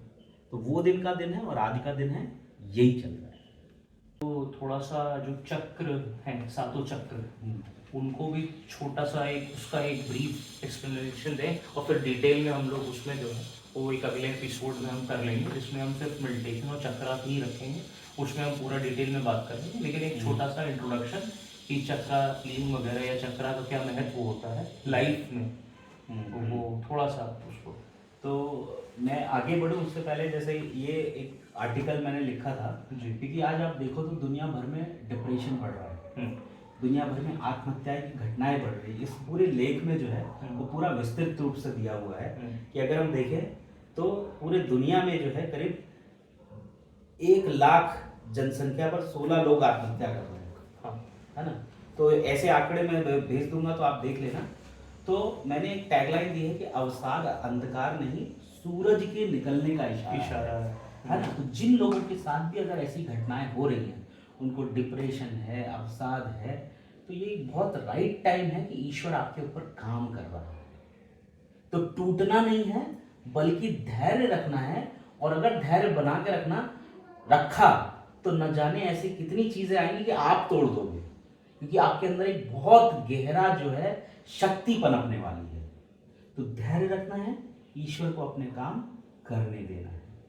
अब आता है जो आपने पूछा 7 चक्र जी। तो हमारे जो है शरीर में वैसे तो 112 और इस तरीके के चक्र बताए गए 116, लेकिन जो 7 मूल चक्र हैं ये जो है ये हमारे शक्ति पुंज है एक प्रकार से। और जब मोक्ष हासिल होता है, या बाइबल में भी पढ़ना, या फिर युक्तेश्वरा महाराज की किताब है मेरे पास, है ना, इसमें भी और बाकी जगहों पे भी, तो 7 जो है कहीं ना कहीं 7 पुंज वो लाइट है। तो क्या होगा जब मोक्ष हासिल होने लगेगी तो सारी लाइटें जल जाएंगी, पूरा ऊर्जा से आप पनप जाओगे, है ना। तो बाइबल में भी यही बोला है कि जब हम ब्रह्मांड में मतलब साक्षात्कार हो रहा तो क्या है, तो 7 पुंज जो है ये दिव्य ज्योति जलती है।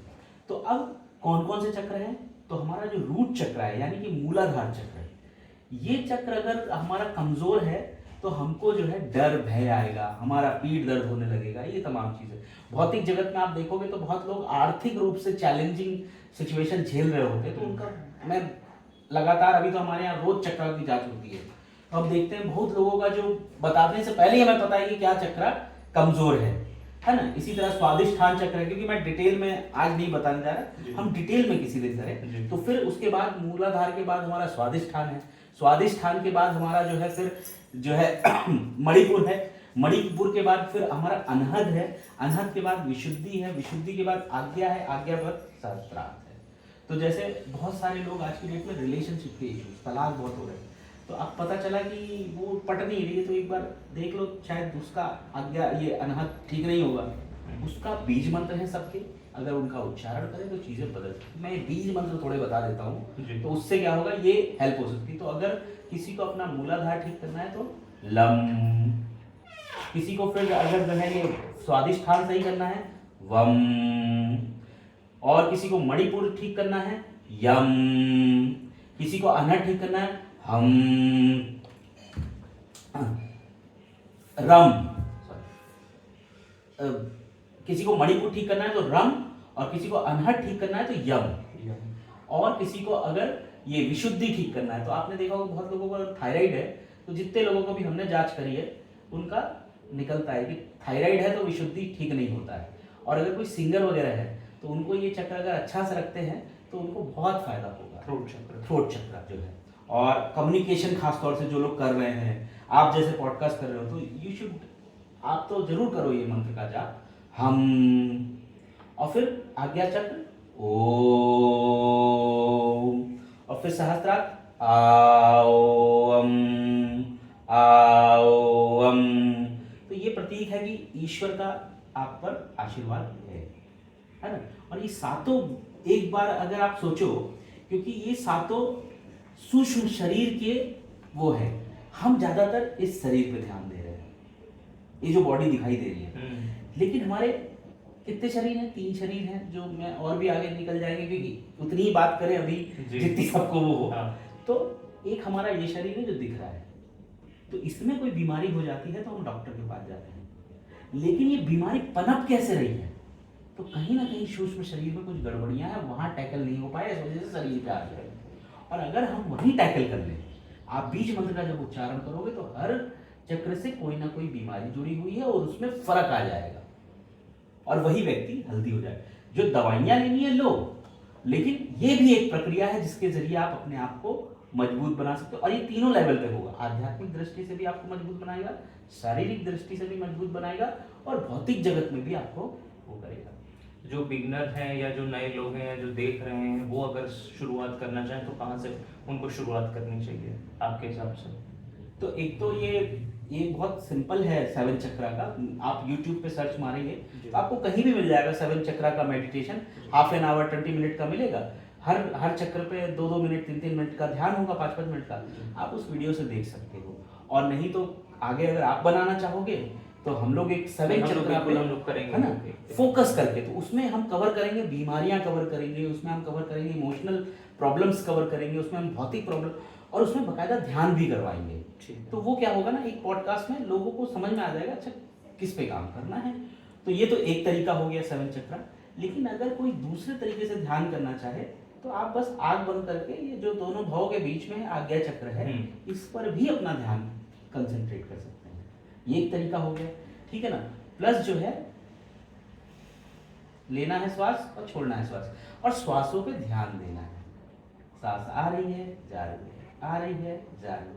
धीरे धीरे आप देखोगे कि ये सधने लगेगी, लंबी से छोटी होगी, मतलब पहले यहां से यहां आएगी, फिर ये वो आएगी, और धीरे धीरे आप जितना वो करेंगे आपका मन वो मन जितना विस्तारित है उतना आप ब्रह्म से दूर हो जाए। मन को थोड़ा जैसे सूक्ष्म होता, मतलब छोटा होता जाएगा, तो ब्रह्म आत्मा विस्तारित होती जाएगी। और एक किताब में और दिखाता हूं जी, विज्ञान भैरव तंत्र, ठीक है ना। तो मैंने तो बहुत सारे किताबें और ये सब पढ़ी है।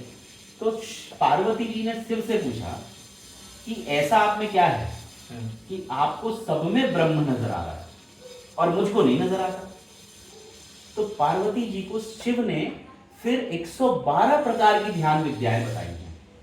तो जिन लोगों को भी मेडिटेशन सीखना है वो ये किताब खरीद सकते हैं। अब इससे बढ़िया हम क्या बताएं? विज्ञान भैरव तंत्र। विज्ञान मतलब साइंस, भैरव मतलब शिव, तंत्र मतलब सिस्टम। जो शिव का विज्ञान है वो शिव का विज्ञान, कैसे हम अपने साक्षात्कार करें ईश्वर का। किताब में 112 प्रकार के ध्यान है। दूसरी चीज ये है कि कोई भी धर्म हो, कोई भी धर्म, चाहे हिंदू हो, मुस्लिम हो, सिख हो, ईसाई हो, जब तक आप सही से मत पढ़ें तब तक आप विरोध न करें किसी का, क्योंकि वो बहुत सही सारे बात आपने धर्म, कही है। वो सारे धर्म सिर्फ उससे जोड़ने की बात करते हैं। और चूंकि आपकी चेतना का स्तर इतना छोटा है कि आप अगर इस धर्म के हैं तो उस धर्म की किताब को उस लेवल पे पढ़ ही नहीं पा रहे। ट्रू, सही तो कहा। अगर हम अपनी चेतना का स्तर बढ़ा दें तो हम देखेंगे कि सबने वही खोजने का प्रयास किया है और सबने अलग अलग भाषा में उसको, उसी को जानने की बात करी है। और ये आपने बहुत सही बात कही कि जब तक पूरा किसी चीज को ना पढ़े तब तक विरोध ना करें। तो हम लोग खोजी बने। विरोध करने से अच्छा, जैसे कोई अगर मुस्लिम धर्म का है तो एक बार जो कुरान में बात लिखी गई है ना, उसको जो है उपनिषदों में भी खोजे, मिल जाएगी बात। अगर वो बात करते हैं जैसे इस्लाम में बुत परस्ती मेन था कि ये बुत को पूजना नहीं पूजना, मतलब मूर्तियों को, तो वो मेन बात थी। लेकिन अगर थोड़ा और आगे बढ़ के वो उपनिषद पढ़ ले तो उसमें निराकार का वर्णन हो जाएगा, तो वहां बात उन्हीं की मुड़ जाएगी। और फिर मैं हिंदू लोगों को बोलता हूं कि जब वो बोलते हैं कि काफिर एक शब्द आता है कि हिंदू काफिर को रिप्रेजेंट करता है, ऐसा बिल्कुल नहीं है। काफिर शब्द का मतलब नास्तिक से है, जो ईश्वर या अल्लाह को ना मानने वाला। तो अल्लाह मतलब वही ईश्वर बोल लो, ईश्वर बोल लो, परमात्मा बोल लो, वो ट्रांसलेशन है मात्र, वो तो एक ही है, वो ट्रांसलेशन है। ट्रांसलेशन है, बिल्कुल ठीक है। वो सब अपने अपने धर्म के हिसाब से अपना अपना एक नाम है, अपना। हाँ, अब जैसे कोई मम्मी बोल रहा है, कोई हाँ, मदर बोल रहा है, कोई माँ बोल रहा है, कोई अम्मी बोल रहा है, लेकिन है क्या वही है ना। बिल्कुल। तो मम्मी, मदर, अम्मा, कुछ भी बोलो, लेकिन है वो वही। तो इसी तरीके से किसी भी धर्म को नकारने से पहले, किसी व्यक्ति को धार्मिक आधार पर घृणा करने से पहले, उस धर्म की गहराई में प्रेम पूर्वक जाने की कोशिश करें। और सबसे बड़ा धर्म तो यह है कि तुम में भी वही चेतना बह रही, मुझ में भी वही चेतना बह रही, तो हम कैसे एक दूसरे से नफरत करें। बिल्कुल सही बात है। ये मेरा एक, और इस जो जैसे हम इस पे आ रहे हैं कि ध्यान पे, तो ध्यान में योग 4 प्रकार के हैं: भक्ति योग, कर्म योग, ध्यान योग, ज्ञान योग, हठ योग। तो अब कुछ लोग ऐसे होते हैं जो ऑलरेडी भक्ति उनको बड़ी जल्दी अट्रैक्ट होता है, लेकिन वो भी मकसद क्या है? ईश्वर तक पहुंचने का। भक्ति, तो भक्ति ये है कि जब तक सरेंडर नहीं होगा तब तक भक्ति, क्योंकि भक्ति भी 2 प्रकार की, एक तो किसी ने बता दिया, किसी ने ये कर दिया, हम कर रहे हैं, लेकिन एक भक्ति प्रेम पूर्ण, मतलब जो है जानते हुए भक्ति करना सब चीज़ों की, तो उसमें सरेंडर चाहिए। तो वो जो है सरेंडर जैसी करेंगे तो आपको ब्रह्म की तरफ ले जाएगा। दूसरा ज्ञान योग। ज्ञान योग क्या है कि ये आध्यात्म का अध्ययन है ना, आध्यात्म, आत्मा का अध्ययन करेंगे, और जब अध्ययन करेंगे तो आप आत्मा के बारे में स्वयं जानते जाएंगे, और जब जानते जाएंगे तो जानने के बाद भी क्या घटित होगा? भक्ति घटित होगी। क्यों? सबसे पहले जैसे ही जानोगे तो प्रेम जाग जाएगा, भाई वो है, और प्रेम जागा तो भक्ति जाग जाएगी। अब है कर्म योग। तो कर्म योग ये है कि कर्म योग कब वो हो जाएगा? जब आप कुछ भी कर रहे हैं वो ईश्वर को समर्पित करते हुए करें। अगर हम ये बातचीत कर रहे हैं तो ये भी उसी को समर्पित करके करें, हम उसी के लिए कर रहे हैं, उसके नियत सब हो रहा है, निमित्त मात्र बने। मैं कर रहा हूं, ये भाव जिस दिन कट गया उस दिन वही कर्मयोग बन गया। जब तक ये है कि मैं कर रहा हूं, तो यानी कि वो जो है वो कर्म योग में कभी तब्दील नहीं होगा। योग तब बनेगा जब मैं जो कर रहा हूं वो उसके लिए कर रहा हूं, और वही मुझसे करा रहा है, और निष्काम तभी हम बन पाएंगे। और एक है हठ योग। तो हठ योग में मतलब बाकी चीजें तो हमने प्रचलित है कि कोई दूर जाके भगवान के दर्शन करने आ रहा है, कोई इधर जा रहा है, कोई व्रत रख रहा है, कोई एक पैर पे खड़ा हो जा रहा है, कोई ये। मैंने इसको अपनी जिंदगी में थोड़ा सा देखा है कि ये चारों को आप रोज जी सकते हो। तो हठ योग को मैंने इस तरीके से देखा है कि क्या हम हट ले सकते हैं अपने अंदर, एक जिद्दपना कि मैं झूठ नहीं बोलूंगा, मैं घृणा नहीं जगाऊंगा, मैं नफरत नहीं जगाऊंगा, मैं व्यभिचार नहीं करूंगा। तो हट यहां ले लें अगर, तो जैसे ही अगर मैं निर्मल हो जाऊंगा तो ये चारों घटित हो जाएंगे। हाँ, हट को अगर अच्छे सेंस में लेके बुरी चीजों के खिलाफ बुरी चीजों के खिलाफ हट हाँ, लेना, हाँ, है ना, कि मैं सभी से प्यार करूंगा, मैं नफरत किसी वो से भी नहीं अपने करूंगा। आप में एक योग है। तो ये भी अच्छा, ये चारों हर व्यक्ति प्रतिदिन जी सकता है। क्यों? क्योंकि ज्ञान से भक्ति करो, ये नहीं कि किसी के अंधभक्ति में लग गए। तो पहले ज्ञान अर्जित करो, और ज्ञान आपको सही गलत ये वो, तो अंधभक्ति नहीं करनी है, परीक्षण करके ईश्वर का भी परीक्षण करो आप, मतलब ईश्वर के प्रयोग करो। कुछ लोग ऐसे हैं कि हाँ मान लिया, मान लिया, कभी मिले हो कि बस माने लिए हो, तो उनसे मिलने का, अब जब तुम्हारी तड़प ज्यादा होगी तब वो मिलेगा। दूसरा ये है कि उसको टास्क दो, ये मैंने आप पे काम दिया, मैंने ऐसे बहुत काम किया है कि मैंने ईश्वर को ध्यान में रख के काम दे दिया, उसके बाद भैया तुम ही करोगे, और मैंने देखा हर बार हुआ है, और ऐसे एक नहीं हजारों उदाहरण है। तो जस्ट फ्रेंडशिप विद गॉड, भगवान को तीसरी दुनिया का आदमी नहीं, भगवान को अपना दोस्त बनाओ, भगवान को अपना भाई बनाओ, पिता बनाओ, माँ बनाओ, जो बना एक ही लाइन में खड़े हो जाओ, अलाइन कर लो। हाँ, तो इन सब के लिए चाहिए सरेंडर, तुम ही सब हो, तभी अलाइनमेंट हो सकता है। मैं कुछ नहीं, मैं सिर्फ जो तुम चाहोगे मैं उसके लिए करने बैठा हूं। और वो कैसे होगा? जब तुम अपने अंदर की आवाज सुनोगे, तो वो कहां से बोलेगा? वो भी तो बोलेगा ना कहीं ना कहीं से। तो हम जब शांत बैठेंगे तो ज्यादातर लोग क्या है कि इसकी सुन ली, उसकी सुन ली, इसकी सुन ली, उसकी सुन ली, लेकिन अगर हम शांत बैठे रोज, है ना, जैसे आप ध्यान के बारे में पूछ रहे थे, तो हमारे यहाँ पे बहुत प्रकार के ध्यान मिलते हैं। मैंने जैसे बताया कि इस किताब में आपको मिल जाएगी,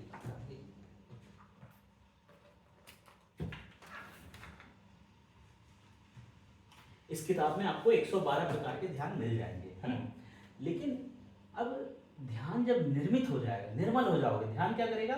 काम, क्रोध, लोभ, मोह, घृणा, इसको ट्रांसफॉर्म करने का काम करेगा।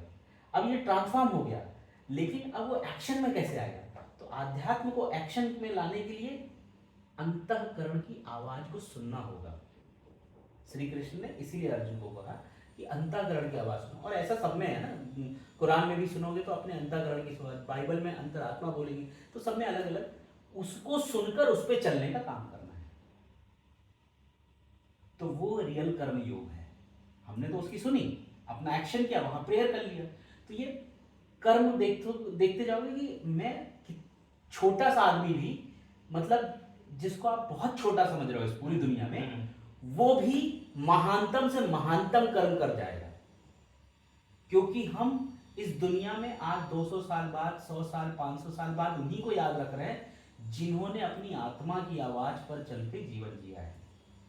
कोई ऐसे आदमी को याद नहीं कर रहा है जिसने सिर्फ अपने लिए जीवन जिया, अपने मन के आधार पर जीवन जिया, अपने स्वार्थ वाले जीवन जिया। और ये जो सिस्टम है इनर, इसके अंदर कोई भेदभाव नहीं किया गया है किसी भी प्रकार का, सब कुछ सेम समान है। तो मैं एक दिन अभी बोडोलैंड गया था, तो हम जिस जगह पे थे वहां पे क्या है, बहुत सारे पेशेंट आ रहे थे, पागल पेशेंट। अच्छा, करीब 400-500 के आसपास हो गए जी। और मैंने अचानक से मुझे लगा यार इसमें बहुत मुस्लिम भी थे, बहुत हिंदू भी थे, बहुत बाकी भी थे। अच्छा, सबको एक ही टाइप की बीमारी हो रही, मुस्लिम वाले को भी बीपी हो रहा है, शुगर हो रहा है, हिंदू वाले को भी बीपी शुगर हो रहा है, तो ईसाई को भी हो रहा है, इसको हो रहा है। तो मैंने कहा यार ये क्या नाटक है? अगर ये हिंदू है तो इसको दूसरी बीमारी होनी चाहिए, पूछ के होनी चाहिए। अगर ये मुस्लिम है तो इसको दूसरी बीमारी होनी चाहिए। हाँ, इसका मतलब कुछ तो लोचा है। हाँ, तो जो कुदरत ने बनाया है वो सब सेम समान एक ही सबको बनाया है। और ये जहां से भेदभाव निर्मित हो रहे हैं ये सब असत्य लोग हैं, ये सत्य है ही नहीं। जो भेद कराए वो सत्य नहीं है, जो अभेद रखे वही सत्य है। अगर हमें आप में कोई भी फर्क होता तो हमारी बीमारियां अलग होती, है ना। सिर्फ रहन सहन अलग रहने से वो देश काल परिस्थिति से बनता है, रहन सहन अलग, लेकिन जो मूल अंदर का है वो सबका सेम है ना। तो आप अगर गहरे चिंतन में जाएंगे, अंदर की सुनेंगे, तो सबको वही वाणी सुनाई देगी, सबको वही दिखाई देगा, कुछ अलग नहीं दिखेगा। तो ये एक बात मैं कहना चाहता कि हर लोग अगर अपने जीवन में ये 4 योग अपना ले, है ना, रोज डेली कर सकते हैं, भक्ति योग कर सकते हैं, ज्ञान योग कर सकते हैं, हठ योग कर सकते हैं और कर्म योग कर सकते हैं।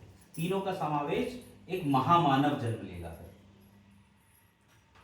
अभी जैसे आपने बोडोलैंड की बात करी, तो आप एमपी गवर्नमेंट के लिए भी काम कर रहे हैं, इनिशिएटिव ऑफ चेंज की आपने बात करी, हैप्पीनेस मिशन की बात करी, तो इसमें आप किस तरह की लोगों की मदद करते हैं, आप कैसे लोगों को उसमें हील करते हैं, क्या करते हैं, सुपरवाइज करते हैं? इनिशिएटिव ऑफ चेंज जो है उसके ज़रिए सिंपल, मैंने जैसा पहले बताया था कि शांत रहकर अपने अंतरात्मा की आवाज़ सुनना, और जब हम अंतरात्मा की आवाज़ सुनेंगे तो वो हमें कुछ बदलाव लाने के लिए बोलेगी।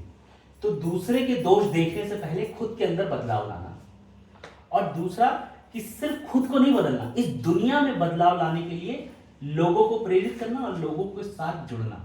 तो ये फ्रैंक बुकमैन है ना, जो अमेरिकन थे, जिन्होंने इसकी शुरुआत करी इनिशिएटिव ऑफ चेंज की, और ये वर्ल्ड वाइड मूवमेंट है, खाली एक देश में नहीं है, दुनिया के करीब 60 देशों में है इस समय।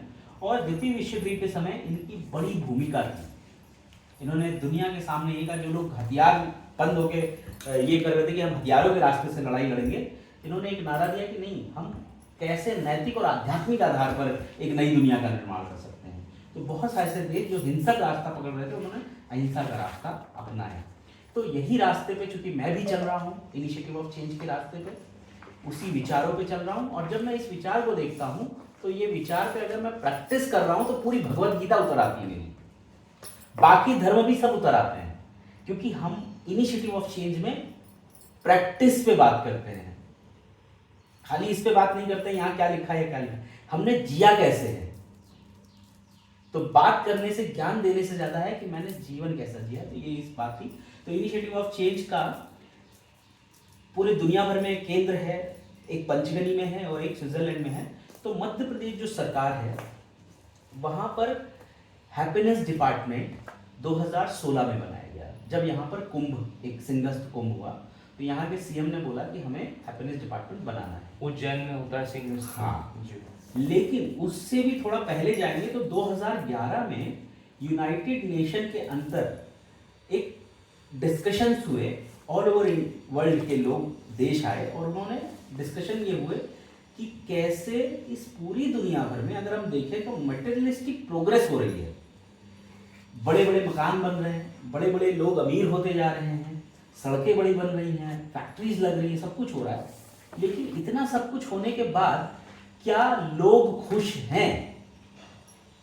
तो सर्वे में पाया गया कि मटेरियलिस्टिक प्रोग्रेस से आंतरिक प्रोग्रेस का कोई आपस में तालमेल नहीं हो पा रहा। बड़े घर में भी दुखी लोग हैं, बड़ी गाड़ी में भी दुखी लोग हैं, है ना, और जो है चाहे जितना संपन्न हो, फिर भी संबंध ठीक नहीं है। तो संपन्नता से संबंध का कोई वही नहीं है। तो ये पाया गया कि सरकार को केवल प्रोग्रेस पे नहीं, इस पे भी तरफ ध्यान देना होगा। तो एक हैप्पीनेस इंडेक्स निकला जो पूरे देश का, और उसमें तमाम देशों के रिजल्ट आए कि कौन सा देश का हैप्पीनेस इंडेक्स अच्छा है। तो जैसे फिनलैंड का आता है, वो नंबर 1 है। लेकिन हम थोड़ा और पीछे जाएं तो 1972 में भूटान जो देश है, छोटा सा, जिसको मैं भारत का इंसान हूं, तो मैं बचपन से ये सोच के आया हूँ कि भूटान सबसे गरीब देश है। आपने भी सुना होगा, भूटान सबसे गरीब देश है। लेकिन भूटान एक ऐसा देश है जिसने पूरी दुनिया को हैप्पीनेस का नारा दिया। वहां के प्रधानमंत्री ने 1972 में ये तय किया कि हम, या थोड़ा बहुत स्थान इधर उधर हो सकता है ना, तो उसमें ये तय किया कि हम जीडीपी के आधार पर अपने देश की प्रोग्रेस को नहीं आंकेंगे, हम जीएनएच के आधार पर ना, जीएन मतलब ग्रॉस नेशनल हैप्पीनेस, खुशहाली कितनी, लोग कितने मटेरियलिस्टिक आगे बढ़े ये नहीं पैमाना है, लोग कितने खुश हैं इसकी वजह से देश का पैमाना को। हाँ, तो यही नारे के चलते पूरे भूटान ने पूरी दुनिया को लीड किया है हैप्पीनेस के मामले में। तो एक बहस चल गई दुनिया भर में कि हैप्पीनेस के ऊपर काम होना चाहिए। तो कई सरकारों ने इस पर काम शुरू किए हैं। तो सऊदी अरेबिया भी है, फिनलैंड भी है, बाकी और भी देश है। तो उसमें भारत जो है, भारत में मध्य प्रदेश पहला दुनिया का ऐसा देश है, राज्य है, जिसने हैप्पीनेस डिपार्टमेंट अपने यहाँ स्टैब्लिश किया, पहला। तो जब ये स्टैब्लिश हो रहा था तो क्या होगा किसी को बहुत क्लियरिटी नहीं थी। तो यहाँ पे उस समय दौरान एक चीफ सेक्रेटरी हुआ करते थे, इकबाल सिंह बैंस। तो इकबाल सिंह बैंस वो पंचगनी जो सेंटर है हमारा इनिशिएटिव ऑफ चेंज का, फ्रेंड्स ऑफ मॉरल या मूवमेंट का, वहाँ गए। तो वहाँ पर आईएएस प्रोग्राम भी चलते हैं, कई बैचेस चलते हैं। तो उसमें जब वो गए तो उन्होंने जब ये अपनी अंतरात्मा की आवाज़ सुनो, शांत रह के, उन्हें लगा कि इसमें बहुत ताकत है, ये चीज़ मुझे भी चाहिए, क्योंकि वो एक सख्त ऑफिसर माने जाते थे, और ये चीज़ हमारी जनता को भी चाहिए, ये चीज़ हमारे ऑफिसर को भी चाहिए। क्योंकि जब मैं अपनी अंतरात्मा की सुन रहा हूँ तो मेरा स्ट्रेस कम हो रहा है, जब मैं अपनी अंतरात्मा के कहे हुए पे चल रहा हूँ तो मेरा भय खत्म हो रहा है। तो ये मैं ही क्यों नहीं, सब लोग को मिलना चाहिए, क्योंकि डायरेक्शन हमारे अंदर है। तो उनका ही एक विचार था कि क्यों ना हैप्पीनेस डिपार्टमेंट इस विचार को पूर्णता अपनाए। तो जब उन्होंने ये करा, तो जब हम लोग पहले आते थे यहाँ पे हैप्पीनेस डिपार्टमेंट के प्रोग्राम करके चले जाते थे। इसमें हमारी टीम के काफ़ी लोगों का इन्वॉल्वमेंट है तैयार करने में चीज़ें, लेकिन उनका ये रिक्वेस्ट था कि कोई तो यहाँ ठहर के रहे। तो उसमें मेरा नाम निकल के आया, फिर उन्होंने भी अपनी तरफ से आग्रह किया, और फिर मैं यहाँ रुक गया, और मैं अपने साथ एक और हमारे साथी है उसको लेके आया लखनऊ से। तो हम 2 लोग यहाँ रुके, और फिर उस वो दौर था जब हैप्पीनेस नाम लेते ही सारे ऑफिसर मजाक उड़ाते थे, ये आ गए आनंद देने। और हमारा ऑफिस जब था, जब हम ऑफिस में जैसे ही गए, तो हमारे एक ऑफिसर है, उसने बोला कि आप क्रांति करते हो, लेकिन यहाँ कोई क्रांति नहीं आने वाली, तो आराम से आप भी सैलरी लो और हम मिले, और सब चले गए ऐसे। तो हमने कहा कि हमसे तो नहीं होगा, और तो उस समय बात का जवाब नहीं दिया, लेकिन दूसरे दिन एक दूसरी बात का जवाब दिया कि मैं आपके चीफ मिनिस्टर का नौकर नहीं हूँ, मैं भगवान का नौकर हूँ। तो भगवान ही मुझे आदेश देता है, और जो आदेश दिया है उसके अनुसार काम करेंगे, और फिर ये तो वक्त बताएगा कैसा होगा। वो टाइम लगा, लेकिन धीरे धीरे धीरे हैप्पीनेस डिपार्टमेंट पूरे 55 जिलों में फैल गया, और ये विचार अंतरात्मा की आवाज़ का। और जो लोग मजाक उड़ाते थे, उन्होंने जो है इसको पूर्णतः स्वीकार करना शुरू किया। क्योंकि इन कार्यक्रमों में आने वाले लोग, जैसे एक तो मैं कहानी बताता हूँ, एक ऐसा व्यक्ति आया जिसमें पूरा हथियार सप्लाई होता था उसके देश भर में, लेकिन अपनी अंतरात्मा की आवाज़ सुनी और देखा कि नहीं, अब मुझे बंद करना है। उसने बंद किया, छतरपुर में गया, 20 एकड़ का तालाब है छतरपुर में, आप देखना, वो पूरा उसने जीवंत कर दिया। अभी आदिवासी क्षेत्रों में वहाँ प्रोडक्ट लेके वो काम करता है, पूरा वो धंधा बंद। एक व्यक्ति आया मुरैना का जो है, उसने क्या किया कि उसकी जमीन जायदाद का मामला था, हमें नहीं पता, उसने अपने ही भाई पे गोली चला दी, वो बच गया। उसके दोस्त ने बोला कि तुम भोपाल चले जाओ, एक कार्यक्रम चल रहा है, यही अंतरात्मा का कार्यक्रम। वो आ गया, हमें नहीं पता कि उसको पुलिस खोज रही, वो बैठा हुआ है कार्यक्रम में, और यहाँ से चला गया वापस, हमें तब भी नहीं पता चला क्या। बाद में पता चला कि ये व्यक्ति, उसने खुद बताया कि मैं जब वहाँ आया था तो मेरी अंतरात्मा ने बोला कि तुम अपने भाई पे गोली चला के आए, जाके अपने भाई से माफ़ी मांगो, तुम्हारा भाई तुमको मरवा भी दे, पुलिस के हवाले कर दे, तब भी जाके माफ़ी मांगो, और जैसा बंटवारा चाहता है वैसा करो। तो मैं गया, मैंने भाई को माफ़ी मांगी, और एक के पैर में चोट लग गई थी, तो वो सारी चीज़ें पुलिस को खुद ही आत्मसमर्पण किया, और जैसा बंटवारा चाहते थे वैसा किया। मेरे को 1 करोड़ 2 करोड़ में नुकसान हुआ, लेकिन मैं खुश हूँ। ये तो 2 हो गए। एक ऑफिसर मिला, वो कह रहा है, जब मैंने अंतरात्मा अभी सुनी, और मेरी अंतरात्मा कह रही 25 साल से भ्रष्टाचार कर रहे हो, कितना, और मैंने ऑफिस ज्वाइन करते ही बस भ्रष्टाचार ही किया है, आज पहली बार मेरी आत्मा कह रही है अब लेना बंद, देना शुरू, लेने का जीवन खत्म, अब सिर्फ देना शुरू कर दो। तो वो ऑफिसर के अंदर बदलाव आया, उसके घर वालों ने कुछ इशू कर चलते उसे निकाल दिया था घर से। तो वो उसको आया कि मैं अपने घर वालों को माफ़ी मांगूँ। उसके घर वालों ने दरवाज़ा नहीं खोला उसके लिए, तो उसने दरवाजे के नीचे से लेटर रख दिया। और जब उन लोगों ने पढ़ा कि पापा इतने बदल गए हैं, तो अगले दिन फ़ोन करके बुलाया, पूरा परिवार एक हो गया। और फिर ये तो ये हुआ, परिवार ठीक हुआ, वो ठीक हुआ, फिर उसका जो इम्पैक्ट है उसकी खुद की ड्यूटी में भी पड़ा। मतलब ऑफिसर था, तो उसका जो जिला 7 नंबर पे आता था, जब उसने काम करना शुरू करा तो पूरा क्षेत्र में उसका जिला दूसरे नंबर पे आ गया, वो उसका ब्लॉक। तो ये सिर्फ एक ही स्तर पे नहीं है, कई स्तर पे काम करता है। और ये जो मैं आप संख्या बता रहा हूँ, कम से कम 2 से करीब 3 लाख हो गई होगी संख्या, जिनमें ऐसे विचार डाले गए हैं, और गहरे लेवल पे इम्पैक्ट आए हैं। जब कोरोना काल हुआ, तो कोरोना काल में करीब सरकार का कोई बजट नहीं था कि आप मदद करो, लेकिन यही जितने वॉलंटियर हम लोगों ने तैयार किए थे, और हमने चूंकि खुद का भी एक संगठन बनाया था हैप्पीनेस वॉलंटियर करके, तो जो हमारे जरिए तैयार हमने किए, उसमें करीब 1.5 लाख लोगों को हमने पूरे देश भर में खाना खिलवाया, उनको घर पहुंचवाया, चीजें करी मात्र अंतरात्मा के विचार से। और जो सरकार के जरिए हमने करवाया, वो करीब 8 लाख लोगों से ज्यादा, और इसमें एक बजट नहीं इन्वॉल्व है।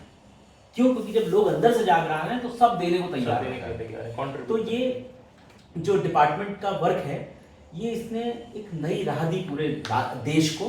तो इसके बाद जो है महाराष्ट्र में और शायद हैदराबाद में, दिल्ली में केजरीवाल ने कुछ काम किया, तो ऐसे करके अन्य राज्य भी जो है अब इस नुस्खे के दम पे हैं। और चूंकि मैं एक राज्य और है बोडोलैंड, जहाँ के इस समय के सीईओ, लेकिन अगर देखा जाए तो वो चीफ मिनिस्टर बोले जाएंगे, वो वहाँ पर अभी काबिज हैं बोडोलैंड के। तो उन्होंने भी हैप्पीनेस मिशन शुरू किया है। और ये दोनों ही जगह, पूरे देश भर में केवल 2 ही जगह हैप्पीनेस पे काम चल रहा है, एक बोडोलैंड, एक महाराष्ट्र, मध्य प्रदेश। और दोनों जगह ही इनिशिएटिव ऑफ चेंज का ही इनिशिएशन है, दोनों जगह पे वही इन्वॉल्वमेंट है। और दोनों जगह पे ये भी सौभाग्य कि मैं इन्वॉल्व तो वहां पर तो और ज्यादा बड़े लेवल पे काम हुआ, मतलब यहाँ पे तो बहुत बृहद हुआ है, वहां पर लेकिन जो काम हुआ है बहुत ही खास हुआ है। क्योंकि वहां पर कई अलग अलग ट्राइब्स रहती हैं, अलग अलग धर्म रहते हैं, तो उनके बीच में बड़े झगड़े, ये सारा चीजें, और एक बहुत गहरा हिंसा का दौर देखा है बोडोलैंड में, उग्रवाद का दौर देखा है। तो आज का जो बोडोलैंड है, और जब मैं पहले जाता था 2014 का, तो जब मैं पहली बार गया था तो AK-47 लेके आर्मी वाले घुस गए थे और सीधे पूछना ताछना शुरू, कहां से आए। और अब जब जाता हूं तो पूरे राज्य में शांति है, कहीं कोई नहीं आर्मी लगी है, ना कुछ लगा है, ना कुछ लगा है। क्यों? क्योंकि लोग ही वो पूरे बदल गए हैं। तो एक एक पूरा स्टेट बदल गया अंतरात्मा की आवाज सुनने से। 2-3 उदाहरण देता हूं। तो मैं जब प्रोग्राम कर रहा था तो एक लड़की बोली, भैया हमारा घर नहीं बन पा रहा था। तो हमने कहा क्यों नहीं बन पा रहा था भाई? तो उसने बोला, पहले जब भी मेरे पापा घर बनवाने जाते थे, तुरंत जो है ये आ जाते थे लोग उग्रवादी और 25 लाख 30 लाख मांगते थे। लेकिन जब से ये सरकार आई है और ये जो हैप्पीनेस मिशन शुरू हुआ है, इसने पूरी तरह बदल दिया। हमारा घर बन गया है, चीज़ें बन गई हैं। और वो एक दूसरा लड़का था, वो चूंकि खुद उग्रवाद में इन्वॉल्व था, तो उसने बम प्लांट किए थे, चीज़ें करी थी। आगे से आके उसने माफ़ी मांगी, क्षमा मांगी और दूसरे राह पे चल रहा है। एक दूसरा लड़का और था जो मुस्लिम था, चूंकि बोडो लोगों ने उसके घर जला दिए थे, पूरी बस्ती, तो उसकी किताबें जल गई, चीज़ें जल गई। तो वो इस नफरत की आग में था कि बोडो ने हमें मारा है, हम भी उनके घर जलाएंगे, हम भी उनको मारेंगे। कार्यक्रम में आया, उसको एक नई दिशा मिली कि अगर 10 बोडो ने ऐसा किया था तो उसमें 90 बोडो तो मुझे बचाने के लिए भी थे। तो एक नई राह मिली कि अब मैं नफरत छोड़ दूंगा और हम मिलके कैसे बोडोलैंड को एक हंसता खेलता बोडोलैंड बना सकते हैं। और अभी मैं रिसेंटली जब गया था तो हम लोगों ने बैचेस बनाए हैं। और चूंकि प्रमोद बोरो जी का ये, जो वहाँ के चीफ मिनिस्टर आप कह सकते हो, उनका ये विज़न है कि जितने भी उग्रवादी वाले ग्रुप थे, करीब 17-18 या 9-10 ऐसे हैं, उन सब लोगों को इस अंतरात्मा के प्रशिक्षण से गुजारा जाए, क्योंकि बम्पर इम्पैक्ट आ रहा है। तो सबकी ट्रेनिंग चल रही है और सारे लोग, जो लोग किसी कभी हथियारबंद लड़ाई लड़ते थे, आज की डेट में मेन स्ट्रीम में लाया जा रहा है उन लोगों को, सबको। तो अभी मैं रिसेंटली गया था, करीब ऐसे 40-50 उग्रवादी जो पहले रहे हैं उन लोगों से पूरा किया, और अभी वो अपने परिवार को कैसे बेहतर बनाए इस दिशा में काम कर रहे हैं। तो ये बहुत विस्फोटक विचार है कि अंतरात्मा की आवाज़ सुनिए तो केवल व्यक्ति नहीं बदलता है, पूरा पूरा माहौल बदलता है। काफ़ी वास्ट चेंज है जो लोगों में आया है, समाज में, सोच में। बिल्कुल। और ये केवल ये नहीं कि बस खाली व्यक्ति में आ गया, परिवार में आ गया, पूरा राज्य बदल रहा है, राज्य के राज्य। तो इसको तो मैं अच्छा, ये सिंपल वही है जो श्री कृष्ण ने अर्जुन को बोला था, अपना अंतःकरण का आवाज सुनो, सरेंडर करके। ये छोटी छोटी बातें हैं, अगर व्यक्ति सुने तो मैंने एक ही लाइन में बोला, आप मानव नहीं महामानव बन जाओगे। साधारण पथ नहीं है ये, असाधारण व्यक्ति बनाने का पथ है। इतना आप काम कर रहे हैं, इतना आपका परिवर्तन आपने खुद भी अपने अंदर किया, समाज में भी किया, अब आपका उद्देश्य क्या है? अगर आपकी नज़र से श्रोताओं को बताना चाहें तो आज की डेट में आपका मोटिव अब क्या है? मेरा उद्देश्य बहुत क्लियर है। जैसे अभी मैं जो कर रहा हूँ, ये जो भी मैंने आपको बताया, ये मेरा उद्देश्य ही है। लेकिन मैं ये नहीं बोलूँगा कि मेरा उद्देश्य है, क्योंकि मैंने बहुत पहले ही आपको बताया था, मेरा तो लक्ष्य था, लेकिन उद्देश्य मुझे भगवान ने दिया कि लोगों में परिवर्तन लाना, और मैं उसी राह पे हूँ। तो ये जो कुछ भी है मैं अपने उद्देश्य के चलते ही कर रहा हूँ। और एक बहुत क्लियर उद्देश्य है कि लोग अपने अंदर की उस डिवाइन वॉइस को सुने और डिवाइन जो लाइट है उसको महसूस करें, देखें, और साथ में उस डिवाइन जैसा जीवन जिए। ये बहुत सिंपल है, लेकिन यही मेरा असली उद्देश्य है कि लोग ऐसा जीवन जी पाए। और जितने ज़्यादा से ज़्यादा लोगों तक हम पहुंच पाएंगे इस आधार पर। और एक उद्देश्य ये भी है कि पूरी दुनिया में दुख व्याप्त है, पीड़ा व्याप्त है, अवसाद हो रहा है, तो कैसे ये पूरी दुनिया दुख मुक्त बने, पीड़ा मुक्त बने।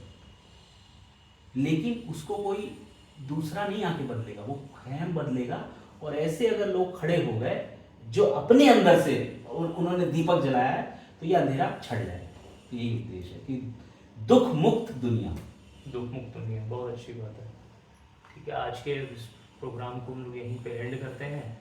अच्छा लगा आपसे बात करके, और मुझे लगता है व्यूअर्स को भी अच्छा लगा होगा। और नेक्स्ट एपिसोड में हम और भी जो टॉपिक्स हैं जो आपने कहा उसको हम बिल्कुल कायदे से जो है डिटेल में कवर करेंगे। थैंक यू सो मच अंकुर जी मेरे को टाइम देने के लिए। और दूसरी ये चीज़ है कि इसमें बहुत कुछ बातें बताई गई हैं, आप मेरी एक बात पर विश्वास मत करिए, लेकिन जितनी बातें बताई गई हैं उस पर एक्सपेरिमेंट करने की कोशिश करिए। अब जब आप एक्सपेरिमेंट करेंगे तो वो मेरा अनुभव नहीं, आपका अनुभव बन जाएगा।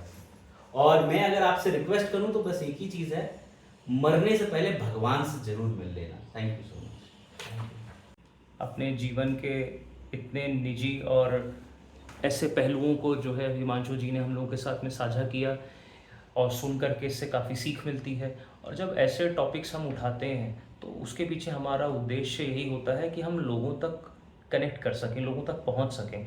और जो जिनके पास में जो है वो असीम दुख है या निराशा है, हताशा है, तो वो उससे निकलने के लिए उनको भी प्रेरणा मिल सके, और ऐसे एग्जाम्पल से उनको ये समझ में आ सके कि हम इससे उबर सकते हैं, इससे ऊपर भी जा सकते हैं। सही गलत की परिभाषा तब डिसाइड होती है जब हम गलत से सही बनने का जो है वो ठान लें।